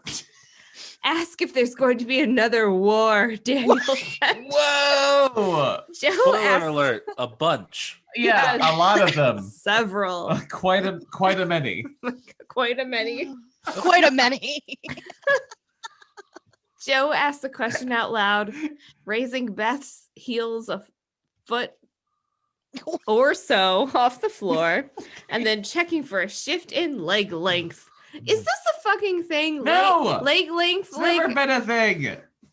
it's just weird. I mean, maybe Magnet. ask someone out loud. Magnets. Like, is one leg gonna be like? First of like, all, any chiropractor will tell you that one leg's longer than the other. well, yeah, our bodies are asymmetrical, but still, I've never heard of like. And any girl will tell you Thinking- that one boob's longer than the other. This seems longer. Longer? Wait. Longer or bigger? Longer, Christina. Bigger. Measure bigger. the length. Alright, Christi- let's move on. Christina, But the joke was longer. measure the length of your boobs right now. If I had Tell said bigger, it Tell wouldn't have us been which as fun. one's longer. But no, it's a One fact. goes on for miles. One is just, it is down to my crotch. You gotta I am getting old. You gotta roll it up into your bra. One of them tumbles out like a fruit by the foot. Yeah, that's what you gotta do. Okay. It's like that with guys too. It's why old men wear tighty whities. I don't want to talk about that. It's just regular biology, John. Oh God. All right. And as we Boy. inch closer to 40, it's a future No. for all of us. Let's talk Alright. about leg length. Normal No, thing. Let's talk about yeah. leg length and the occult. My point was like maybe like something with like raising the person's foot up and telling them beforehand a leg will become longer if you're a fucking liar. They'll like subconsciously shift in such a way when you ask a question out loud that makes it look like their Well, leg. got someone longer. should have to like hold their hips down. What I can't help but notice Yeah, is but that Beth's hips have been everywhere. we're almost That's 50 true. pages into this shit, and this bitch isn't dead.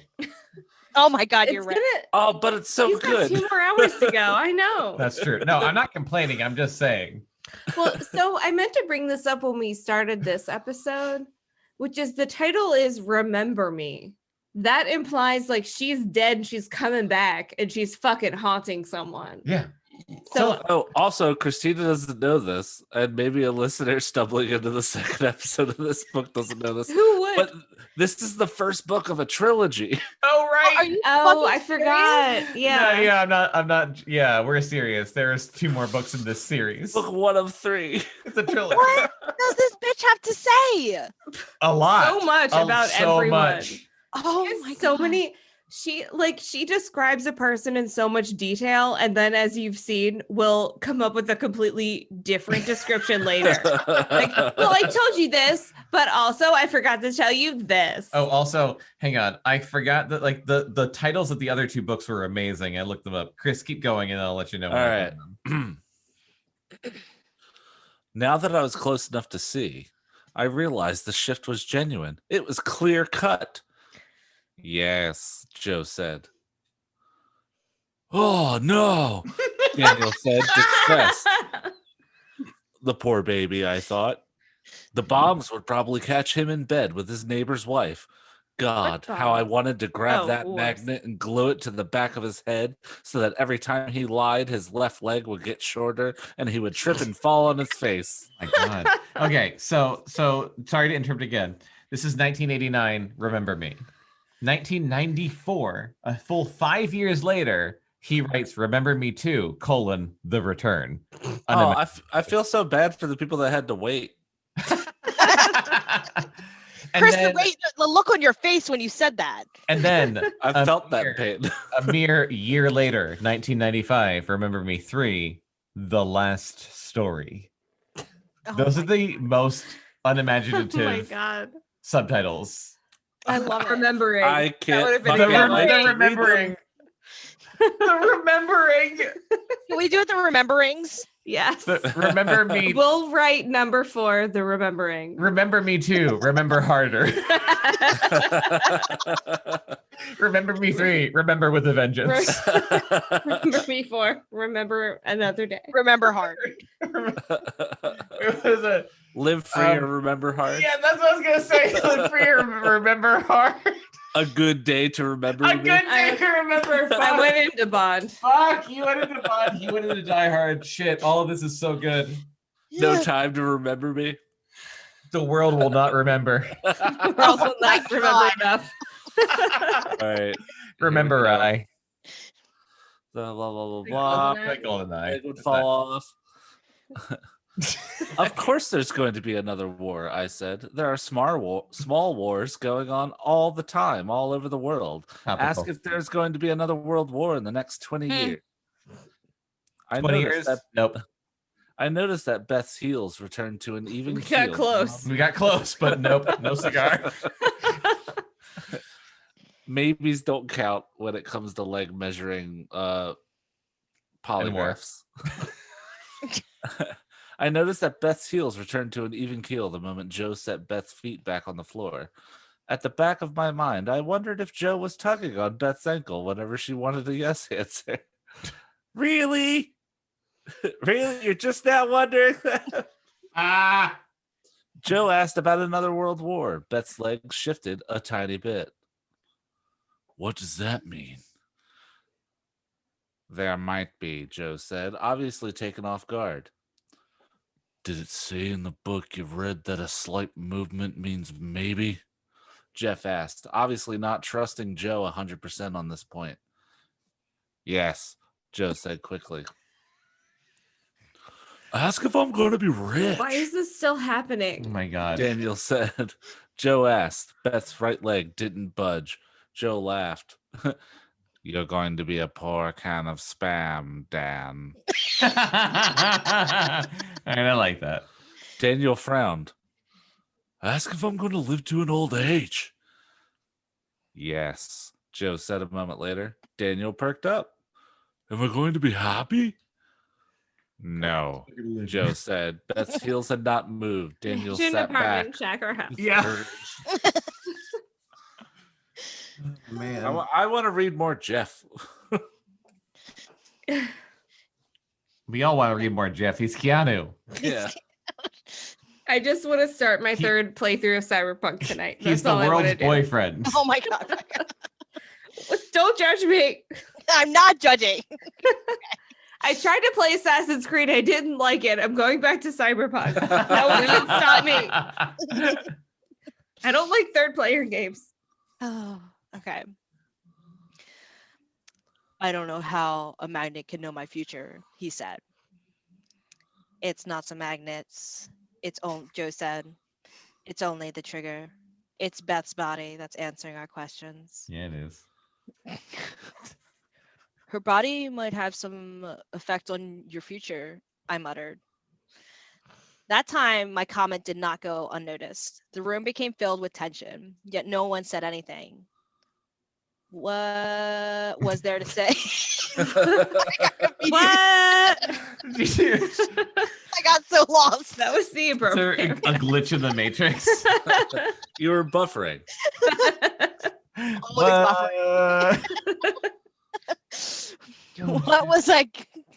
What was there to say when we had God to talk to? What? Exactly. Joe wasn't going to let my bad mood spoil the festivities. She nodded to Amanda. Anything you want to know, Bliss? She asked. Amanda got up slowly and crawled over beside Joe. Can I do it myself? She asked. Joe smiled. It takes a little practice. Why don't you let me ask for you? Amanda gestured to Beth's feet. But you just ask the questions and lift her heels up. I can do that. But why not let me ask? Joe Because asked. she's manipulating the game. Doy. The toy. The doy.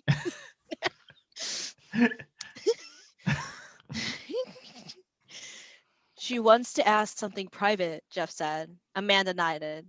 Please? All right, Joe said, reluctantly moving away. But be sure to have your question clearly in mind, or it won't work. The magnet did work for Amanda. Sometimes Beth's right leg would get lower when Amanda thought her question and raised Beth's feet. And sometimes Beth's legs would stay the same. It was eerie watching Amanda go through the routine silently. Amanda asked so many questions, or else she had asked one question a number of times. I didn't know why I got that impression, that she was hung up on one point. When she was done, she stared off into empty space for a few seconds. Are you satisfied? Joe asked. One question, Amanda said. Is this thing always right? What the fuck? I don't know. I just want this to end. I've found it to be, Joe said carefully. Amanda looked at her. But I just asked if it was always right. And do you know what it said? What? Joe asked. No. Maybe, Amanda said. Joe motioned. Oh no, borrow again! Borrow again! The poor listener.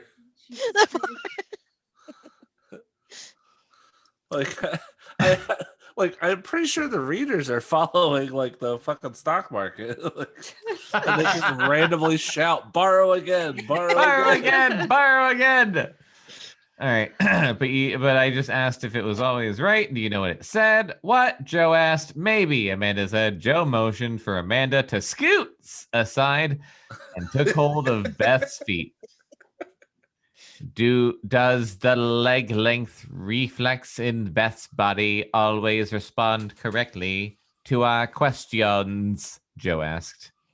Beth's right leg got more than an inch longer. Fuck! What? Yes, Joe said. That's not the answer I got, Amanda said, because she was so often solemn. It was difficult to tell if the magnet had upset her. Fucking magnet. But she certainly didn't appear to be bursting with joy. What the fuck is going on? What is this? What is this magnet chapter? You must have done it wrong. Why is it the whole chapter? I don't know. You must have done it wrong, Joe said. Amanda thought a moment. Maybe. Fuck. Joe let Jeff ask his questions next. He questioned her out loud, not worried about what we thought. He let Joe handle Beth's feet. Is everything in our lives predestined? Sounds a lot like Johnny Silverhand. He asked. Joe frowned down at Beth's shoes. Her heel budged slightly. Is there a yes or no answer to my previous question? I love this book. No. This is, Joe said. so much more boring than the previous part. Jeff was getting awfully heavy, awfully fast. But are certain things in our lives destined? He asked. Yes, Joe said. It's very clear this time. Is the force that we understand as God directly answering these questions? What? Jeff asked. What? No, Joe said. And she seemed disappointed, as did, I guess, the rest of us. Is there a God? Jeff asked. Yes, Joe said. Is he as we imagine him? Jeff asked. What does that fucking mean? Joe said. Is there life after death? Jeff asked. Gasp. Bekah, tell me if there's life after death and put a fucking end to this charade. Kill us. I don't know if it. I know. I'm just. I love this book. I don't know if garbage. I've just been here for a little while. I don't know. The first part was so much more fun, I feel like. And I don't know if it's the age I am now or the where I am spiritually. But I'm just like, I guess this is stuff I wondered and thought in high school and stuff as an adult that I'm just like, I don't fucking know. Is there a God? I don't know. Is he as that we imagine him? I don't fucking know. Is there life after death? I don't know. Like, I just kind of deal with, I'm here anyway, so I'm just gonna do this shit because I'm here anyway. I do think I'm not just gonna worry too much about those questions anymore. Joe paused. Of course, there must be life after death if there's a God, Jeff. Ask, he insisted. Joe asked. Yes, she said. I told you. Then he asked a question that on the surface started me on my long fall to my death. Oh my God. What? Finally. She's gonna kill herself. He definitely must have had Peter on his mind. Is someone who was once alive but is now dead using this leg reflex to try to communicate with us? He asked. What? Yes, Joe said. Did we know this person when he was alive? Jeff asked, sitting forward. Yes, Joe said. Is this person anxious to talk to us? That's a weird question. Yes, Joe said, letting go of Beth's feet and looking at him. It was then that I noticed Beth had fallen asleep. She wasn't snoring or anything, but I could tell by the way she was breathing that she was out of it. Jeff had lowered his head and was thinking. Amanda was doing much the same, her expression lost behind a curtain of hair. Daniel shifted uneasily. This is a great fucking creepy, birthday party. Yeah. I want my birthday party to be like this, guys. It's Beth's birthday party. She's asleep now. She's asleep and people are like wiggling her legs and asking, is God real? Yeah, she fell asleep during a seance in which they were using her as a Ouija board. And I want jars from the hospital. I can ask my mom. Oh, man. Yes. I'm sure I don't she care will if they have provide. stuff in them. They should have things in them too. Used jars. Holy crap. When they first said specimen jars, I immediately thought she's just randomly giving things that her mom stole from work that had shit in them. Yeah. Yep. Literally piss and shit. Pretty sure like that's what it still was. Stuff in them. Yeah, that was my first thought. Oh God, I hope not. I love this fucking book. This is creepy, he said. Actually, that was an astute observation. The atmosphere in the room had definitely changed. It was no longer simply tense. It was distorted, as if the room were... It was distorted as if the room we were in had somehow been overlapped with another room, a place almost the same, but not quite. Sorry, that was hard to read. What? Well, it was hard to understand. The room felt heavy. Dodoy. Doy. Beth's gone to sleep, I said. Let's call it a night. No, Joe said. Whoa. Suddenly, firmly, she shook Beth's feet. Oh, damn. Beth opened her eyes. Floating, she whispered. Oh, boy. God, this is fucking dark. Oh, boy. We have to find out who we're talking to, Joe said. Right, Jeff? Was Joe trying to win Jeff's favor by giving him a last chat with his brother? The idea struck me as so perverse I almost screamed. But screaming's not supposed to be cool. There are times, though, where it can save your reputation. What? Oh, yes, indeed. What? Oh my God. What? I don't understand a word I just said. What the fucking fuck? Go back and read it again. Can you do that again? Oh my God. I can try. Okay. Okay. We have to find out who we're talking to, Oh my Joe God. said. Right, Jeff? Was Joe trying to win Jeff's favor by giving him a last chat with his brother, Peter? Mm-hmm. The idea struck me as so perverse I almost screamed, but screaming's not supposed to be cool. There are times, though, when it can save your reputation. Oh, yes, indeed. What? How is doing like a sweet thing like that not cool? What the fuck I'm so does confused. that mean? A sweet thing like trying Screaming? to Ouija board his brother? But if he has the chance to talk to him again, then there's a real shot at it. But She's they talking got about screaming. Magnets. Magnets. Yeah, how Just do they work? How big is this magnet? Oh my god, I huge, don't know. I hate gigantic, so huge. Everything. All right. So I hate huge. all of this. We're getting through it. How are we on time? We're By the almost way. at the end of the episode, so we're Okay. definitely gonna finish this chapter and then call it a night. Okay.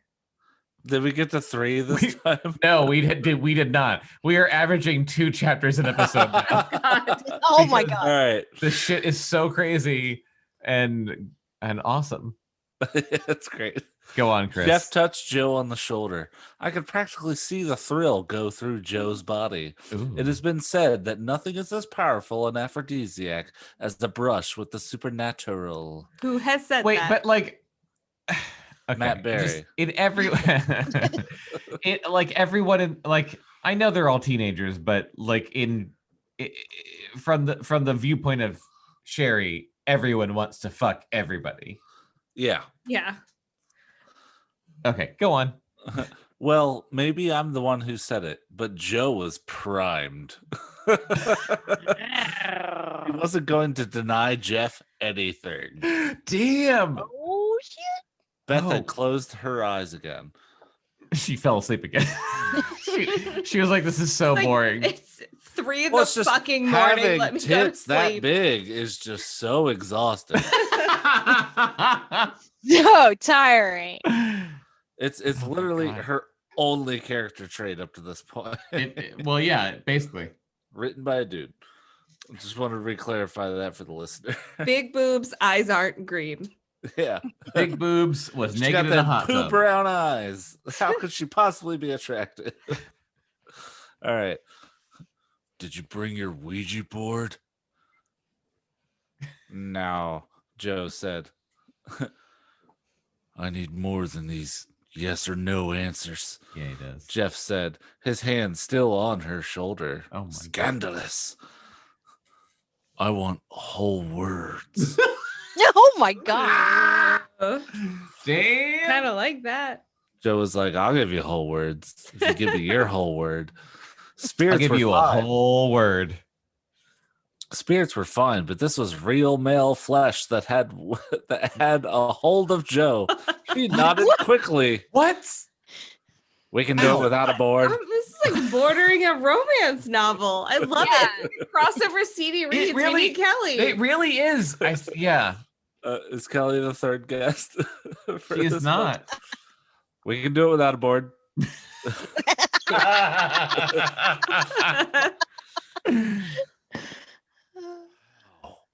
He asked. Wow.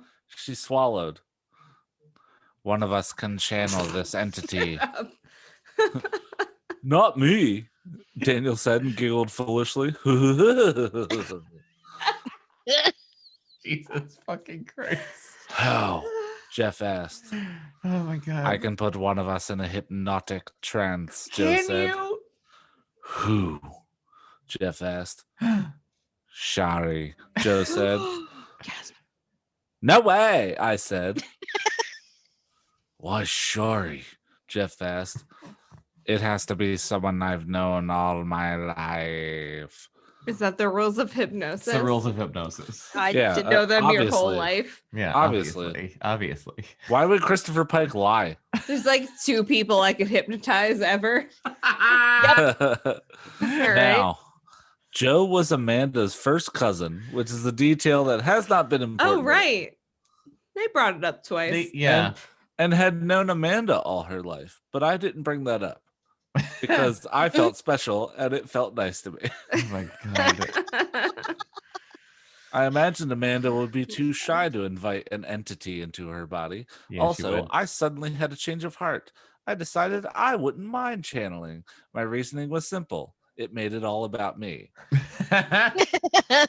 And it would put me in a perfect position to stop all the nonsense. Once Jo thought she had me hypnotized, I was going to say all us entities were exhausted and wanted to go home to sleep. All right, I said. What do I do? Before we could proceed, we had to wake Beth up once more. No small feat. She was a heavy sleeper, as heavy as her chest. We got her eyes open, but before she could climb into a vertical position, which was a great feat of its own, she passed out again. Is Oh she my okay? God, Beth. You're making sure she She's doesn't have, like, narcoleptic. or does she have alcohol poisoning? Someone roofied her. Yeah. Come on. Or just the She's in weight the of her breast hospital. was just so much she should never lay Jesus. on her back. Oh my God. Maybe it was just too many magnets. Too many magnets. She's like, man, these magnets really took it out of me, guys. Unbeknownst She's got a to metal shit. plate in her head, and Yeah. it's weighing her to the ground. I was going to say the I've same got a wicked fucking thing, I've, Becca. I've got a wicked magnet hangover. Okay. I can't breathe. All that boba tea. It's on my boba. Okay. It was almost as if having the magnet resting at the back of her head. See? Had trained. Yeah. Look at what we. Ugh. When she was finally sitting up, I noticed that her eyes looked glazed. Like a magnet. Joe made me lie on my back on the floor in the spot Beth had just vacated. Surprisingly, the spot was not warm. What? Okay. That's weird. That's Yeah. weird. Creepy. Creepy, guys. Joe told Daniel to bring a blanket from the bedroom, and he covered me to my chin. Then Joe turned off all the lights and lit a red Christmas candle, which he set on the glass coffee table off to my right. It was pretty dark, but I could still see everyone clearly enough to identify them. Joe positioned herself just behind my head and had the others kneel around me. Amanda was on my right near the candle. Daniel and Jeff were on my left, and Beth was hanging out near my feet. I thought the whole setup typically New Age. The candle flame caught my eye. I had always been fond of fires, those of the safe and sane variety. What? Okay. Thank you. Thank you. Yeah. Okay. Go on. So like a normal human. Like, okay. Not like arson. Yeah, not like watching an orphanage burn down, but like watching a cute little Christmas candle. Yeah, just like anyone the else. way Like, you're any not fucking humans special. like fire. Yeah, exactly. Okay, Not this like makes- pyromaniacs who are like, yes, burn, burn. I love to burn. Watch it burn. Go on. Okay. And I found the steadiness of the burning orange wick oddly comforting. I wish so, without knowing why, that the candle had been any color but red. We're going to start the same way as we did when we played that dead girl game at Trisha's party, Joe said. Does everyone remember? We'll pretend that Shari is lying here, about to be buried. We'll talk about her as if she's dead. Just as important. We'll try to feel it. She's dead. It's like Empire Records. Yeah. We should get sad. But unlike the other game, we won't start to talk about how light she's getting. We won't try to lift her into the air with our fingertips. Lights the feather shift the Yeah. board. Okay. Yeah. When we have her in a deep trance, we'll start to ask her questions, just as we ask the magnets. How Like, do they work? What are though? your poles and how do you work? How you were, magnet? How do you work? Are you a miracle? Only Only Shari should be able to answer us out loud. All right. Everyone nodded. Close your eyes, Shari, and just listen to my suggestions. You don't have to worry about anything. We'll take care of everything. I closed my eyes and I thought back to the last time we had played the Dead Girl game. I hadn't been one of the subjects, but the two girls we used, Trisha Summers, and Liana Woods, did get amazingly light after we went through the whole marathon. She's slurring her words after all those Cokes and Pepsis. Cokes, Pepsis, and coffee. Oh my god. Or she just sounds like Liza Minnelli now. She's dead. She's dying. Okay, she's having a stroke. Trisha This is Shimmer her. sounds like the girl who was like, oh my god. Yeah. Oh my god! Sure. Trisha Shimmer. I think I'm having a stroke right now. Okay.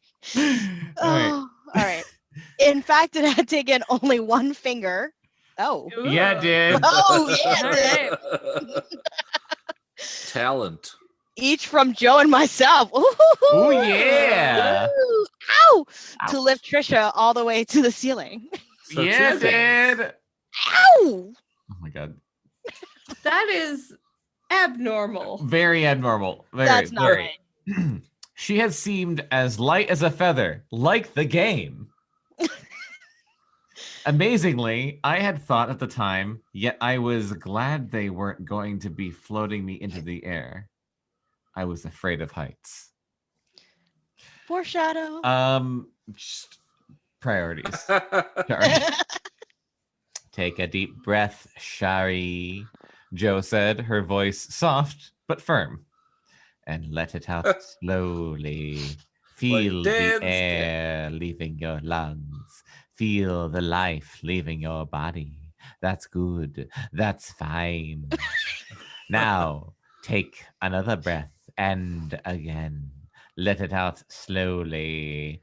And this time, feel your heart slowing down, becoming faint. Listen to me, Shari, and don't be afraid. You're going to be all right. It is only your body you're leaving behind, not your soul.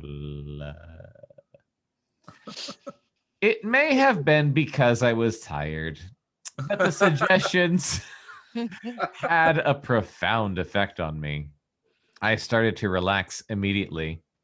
The tension in my shoulders and neck began to dissolve, and I could feel the pulse of my headache diminishing. It was almost like Joe had said, my actual heartbeat was slowing down. The muscles of my back eased deeper into the carpet. I began to feel as Beth said she had, as if I were floating. Joe continued her suggestions for a while. I'm not sure exactly how long. And then there seemed to be a long period of silence. I was still conscious of my body, of where I was, and yet at the same time, I felt removed from the situation. I didn't even feel like I was thinking. I just wanted to drift like a balloon on the wind. A brown balloon. Like a brown balloon from my brother's premonition. Whoa. But even though I was relaxed, I didn't feel content. No, I would never be content. I was quite a bitch. The wind was pulling me along, but I wasn't sure if I liked the direction it was taking me. I was afraid, however, to try to move, to try to stop what was about to happen. That was it right there. I was a tiny bit afraid. Despite what Joe had said about my being safe, I felt as if I was about to lose something precious to me. My brother, that I had in fact already lost. The idea of Daniel kissing Beth in the jacuzzi, both naked, breasts bobbing in the water, dick flopping about, flashed across my brain. Oh God! And with it came a stab of pain. Oh, from a dick. From a dick. There it was. My brother's. Wait, what? Oh God. Okay. All right. Okay. All right. All right. The idea of Daniel kissing Beth in the jacuzzi flashed across my brain, and with it came a stab of pain. Then it was my brother's face that I saw swim by and fade away, drowning in the darkness inside. Yeah, the darkness. Daniel's voice came to me from far off. How much longer is this? Like, oh boy, Christopher Pike thinks diabetes gives you powers. It does not give me powers.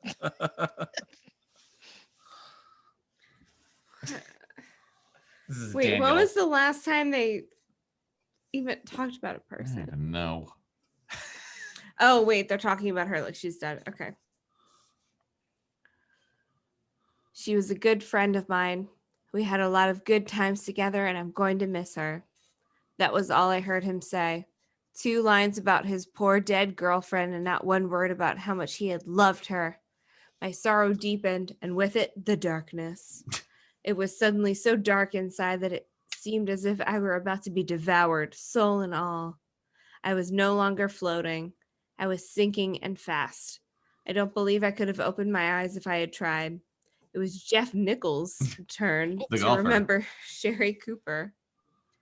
I really didn't know her that well, not as well as my brother did.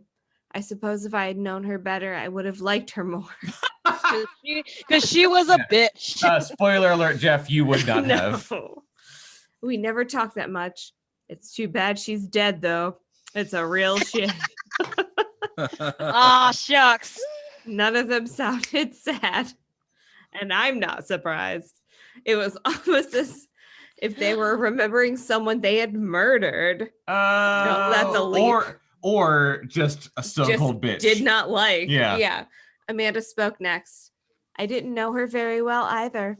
I knew her brother better, but she loved her brother, Jim. Yep. She was crazy about him. Yeah, she was. Inappropriately. That's not Adland. Well, the last she part was crazy about him is in the book.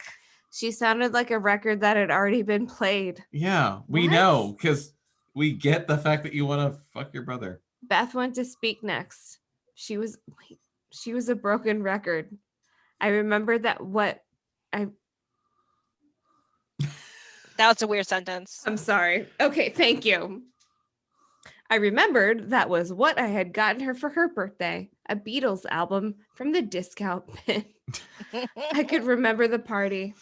I knew I was still at it. I hadn't disappeared into the ozone. I knew everything that was happening and that it was only a game.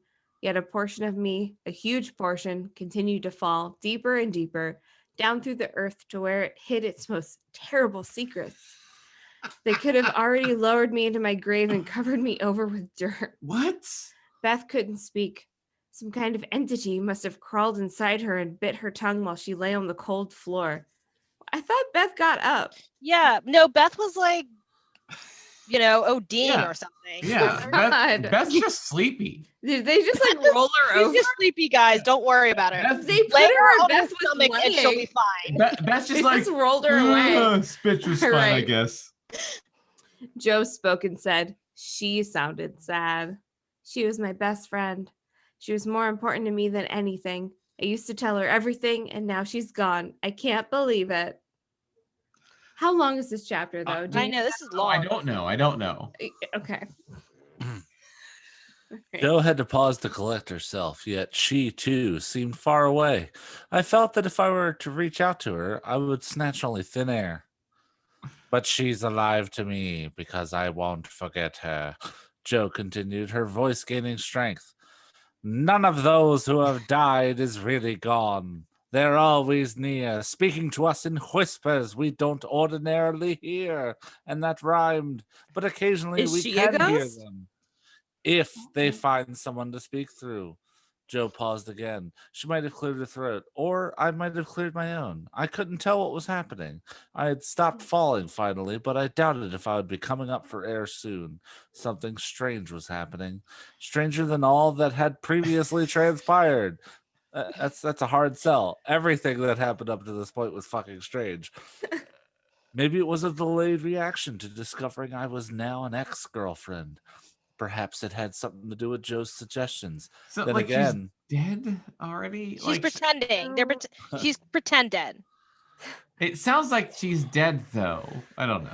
Go on. Well, they're eulogizing her. And I guess that's part of the ritual, though. Did they ever clarify that, or? This is part of the ritual. Okay. Then again, it could have been one final omen. When Jo spoke next, a weight of sorrow heavy enough to crush the world descended upon me from nowhere and everywhere at once. I felt it on top of my chest, crunching my ribs and my heart. Who are you? Jo asked. My voice sounded, but it was not mine. It was not me. Most people would probably call me a ghost, the voice said. I am, after all, dead. But I don't think of myself that way. It wasn't so long ago that I was alive, you see. I was only 18. I had my whole life in hot. front of me. Someone gasped. Someone else cried out a name. Peter! Peter! Peter! Peter! More cries followed. As had just happened. Everyone was talking at once. The candle had been knocked over. There was a danger of fire. The whole place went up in flames. Awesome!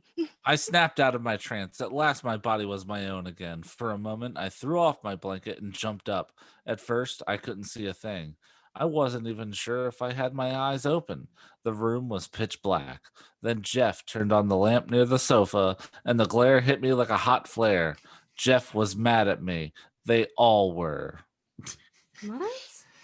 Oh, because they were like they were doing a seance. That makes sense. It was like she was channeling. They were channeling Peter through her. Yeah. Oh, John just got I thought it. that was really clear by the fact that they all said Good Peter. job, John! Like 10 seconds ago. John. Oh, me. Hooray! Okay. Guys, I just want her to die. We all want her to die. I want her to die so bad.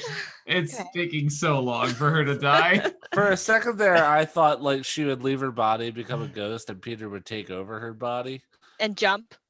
I forgot they were doing like a Peter But, seance thing. I just thought like we had jumped ahead in time and she was dead and I was confused. But No. I'm disappointed. Established but I I'm still dumb. love this book.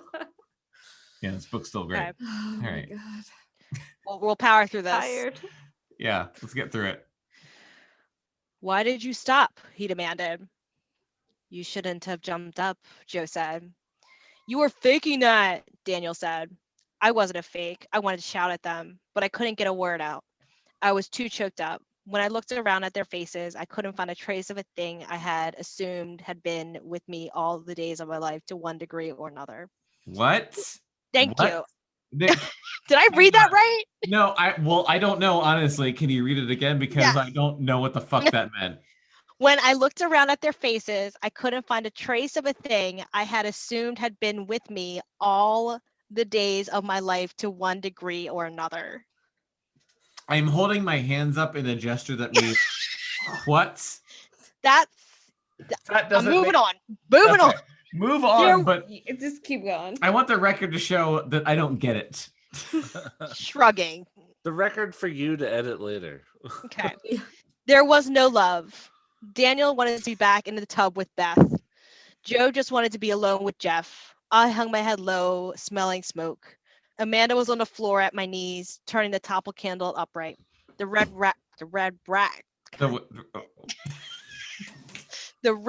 wax on the carpet was blood red and still hot, but my body was cold. I was shivering. I felt so overcome with loneliness right then that I thought I would be consumed and die of it.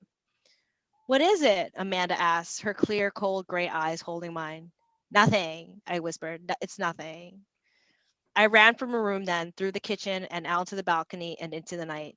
I remember standing by the rail, feeling the smooth wood beneath my shaking fingers. I remember seeing the flat black ocean and thinking how nice it would be if I could only exercise my magical powers and fly over to it and disappear beneath its surface for ages to come. What? Exercise my magical powers. Woo! I remember time passing. Then things went bad. I Why? felt a sensation. It was not one of being pushed. It was rather a feeling of rising up. Then of spinning, of being disoriented. I saw the edge of the condominium roof, the stars. There were only a few of the latter, and they weren't very bright, not compared to the lamppost standing beside the cement side walkway, which suddenly began to rush toward me at incredible speed. Oh my God, she's about to die. I know. was Try not to look at the book. It was only Becca the reads last. ahead. It was only the last instant that I realized I had gone over the edge of the balcony, that I was falling headfirst toward the ground. I didn't feel the blow of the impact, but I do remember rolling over and looking up. Now there are millions of stars. Oh shit, Christina, take us home. Okay. Millions of stars in the sky. Orange ones and green ones and blue ones. There were also red ones, big fat red ones, whose numbers rapidly grew as I watched, blotting out all the others in the heavens until soon they were all that remained, part of a colossal wave of smothering hot wax. I blacked out. I died. Yeah. Sherry's dead. Wow. Thank God. Oh boy. Yay! Her magic killed her. Shit. Oh It man, really it took two chapters an episode. It took 4 chapters and 4 hours Oh my God. for her to die. How many chapters are there? Do you know? I don't know actually. Okay. There's I don't know how many 230 chapters. pages. Yeah, we're Yeah. on page 56 of 230. So Jesus Christ. We are not that far That's in. a lot. Yeah, I it's think quite a lot. I actually think the chapters are long. They are. Yeah, I No, think they so. are. They are super long.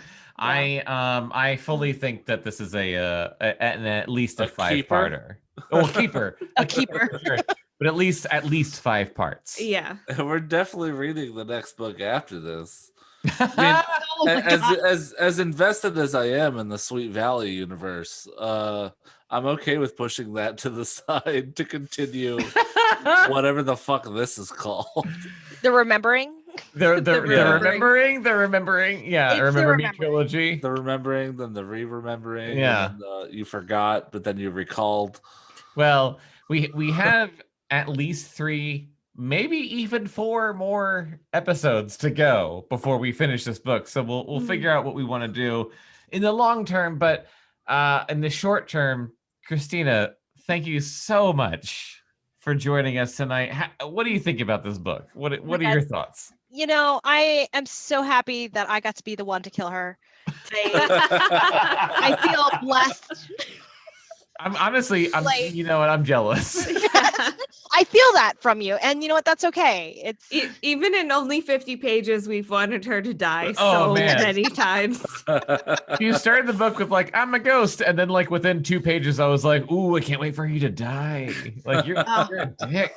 I feel, you know, I'm honored that I was the one to be here and to write her off. To say the least. I mean, this is a terribly wonderful book. This is Yeah, crazy. I would not recommend this to any of my readers that I work with at my job. You wouldn't? No, I don't think I would. Would there you are recommend our podcast to them? Definitely not. This is not. This is not YA material, John. Oh no. This is explicit content. This is This is certainly explicit content. definitely not YA. I but- could definitely share with my librarian friends, though. They probably get a kick out Yeah, of it. please do. Please share with your librarian will. friends. If anything, I feel like this the website, this podcast, this should be enjoyed by librarians. I want librarians 100% across the world agree. to know and love this podcast. Oh my god, I am definitely gonna share it because they'll get a kick out of this. Oh man. All right. Well, yeah, thank you for joining us tonight and reading this shit. Oh boy. Thank you so much for having me. This was so much fun on a Yeah. Friday.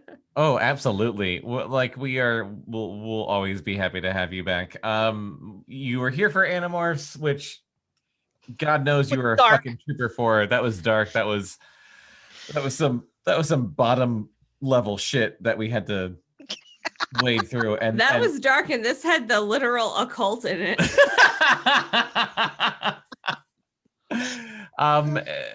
Before we go, is there anything anyone listening, do you want anyone to know about? Do you want anyone to is there anything you want to plug or just want people to know?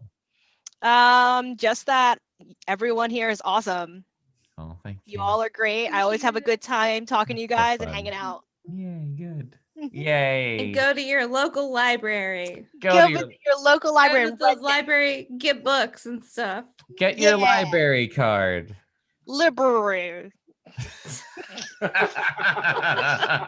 Oh, that's how you pronounce It's the Oh, I've been doing it- I've library. been doing it wrong. Library. There you go. Library. You got it. For all we know, like there's some like weird Latin pronunciation of liberare. it. I'm Libra. sure there is. I'm sure, yeah. Libras. exactly. Chris, what do you want people to know about? Pop Sucker Theater for Uh-huh. one thing. If you're a longtime listener, you already know about it. You already watched it. Season 2 is gonna come when we fucking finish it. So like, get off our fucking back about it. There's a pandemic. I was gonna say no one's on our back, but there is a pandemic, and that Yeah. actually has It probably would have been filmed by now if it wasn't for that. We would have at least started for sure. Or even if it wasn't, like, we're still gonna blame it on that because like everyone has this great excuse now to not finish things. Yeah. And the other thing is the other podcast on this, I guess, network that I'm on, The Sketchy Show, which the latest episode is a fucking banger. It is great. And and that's it.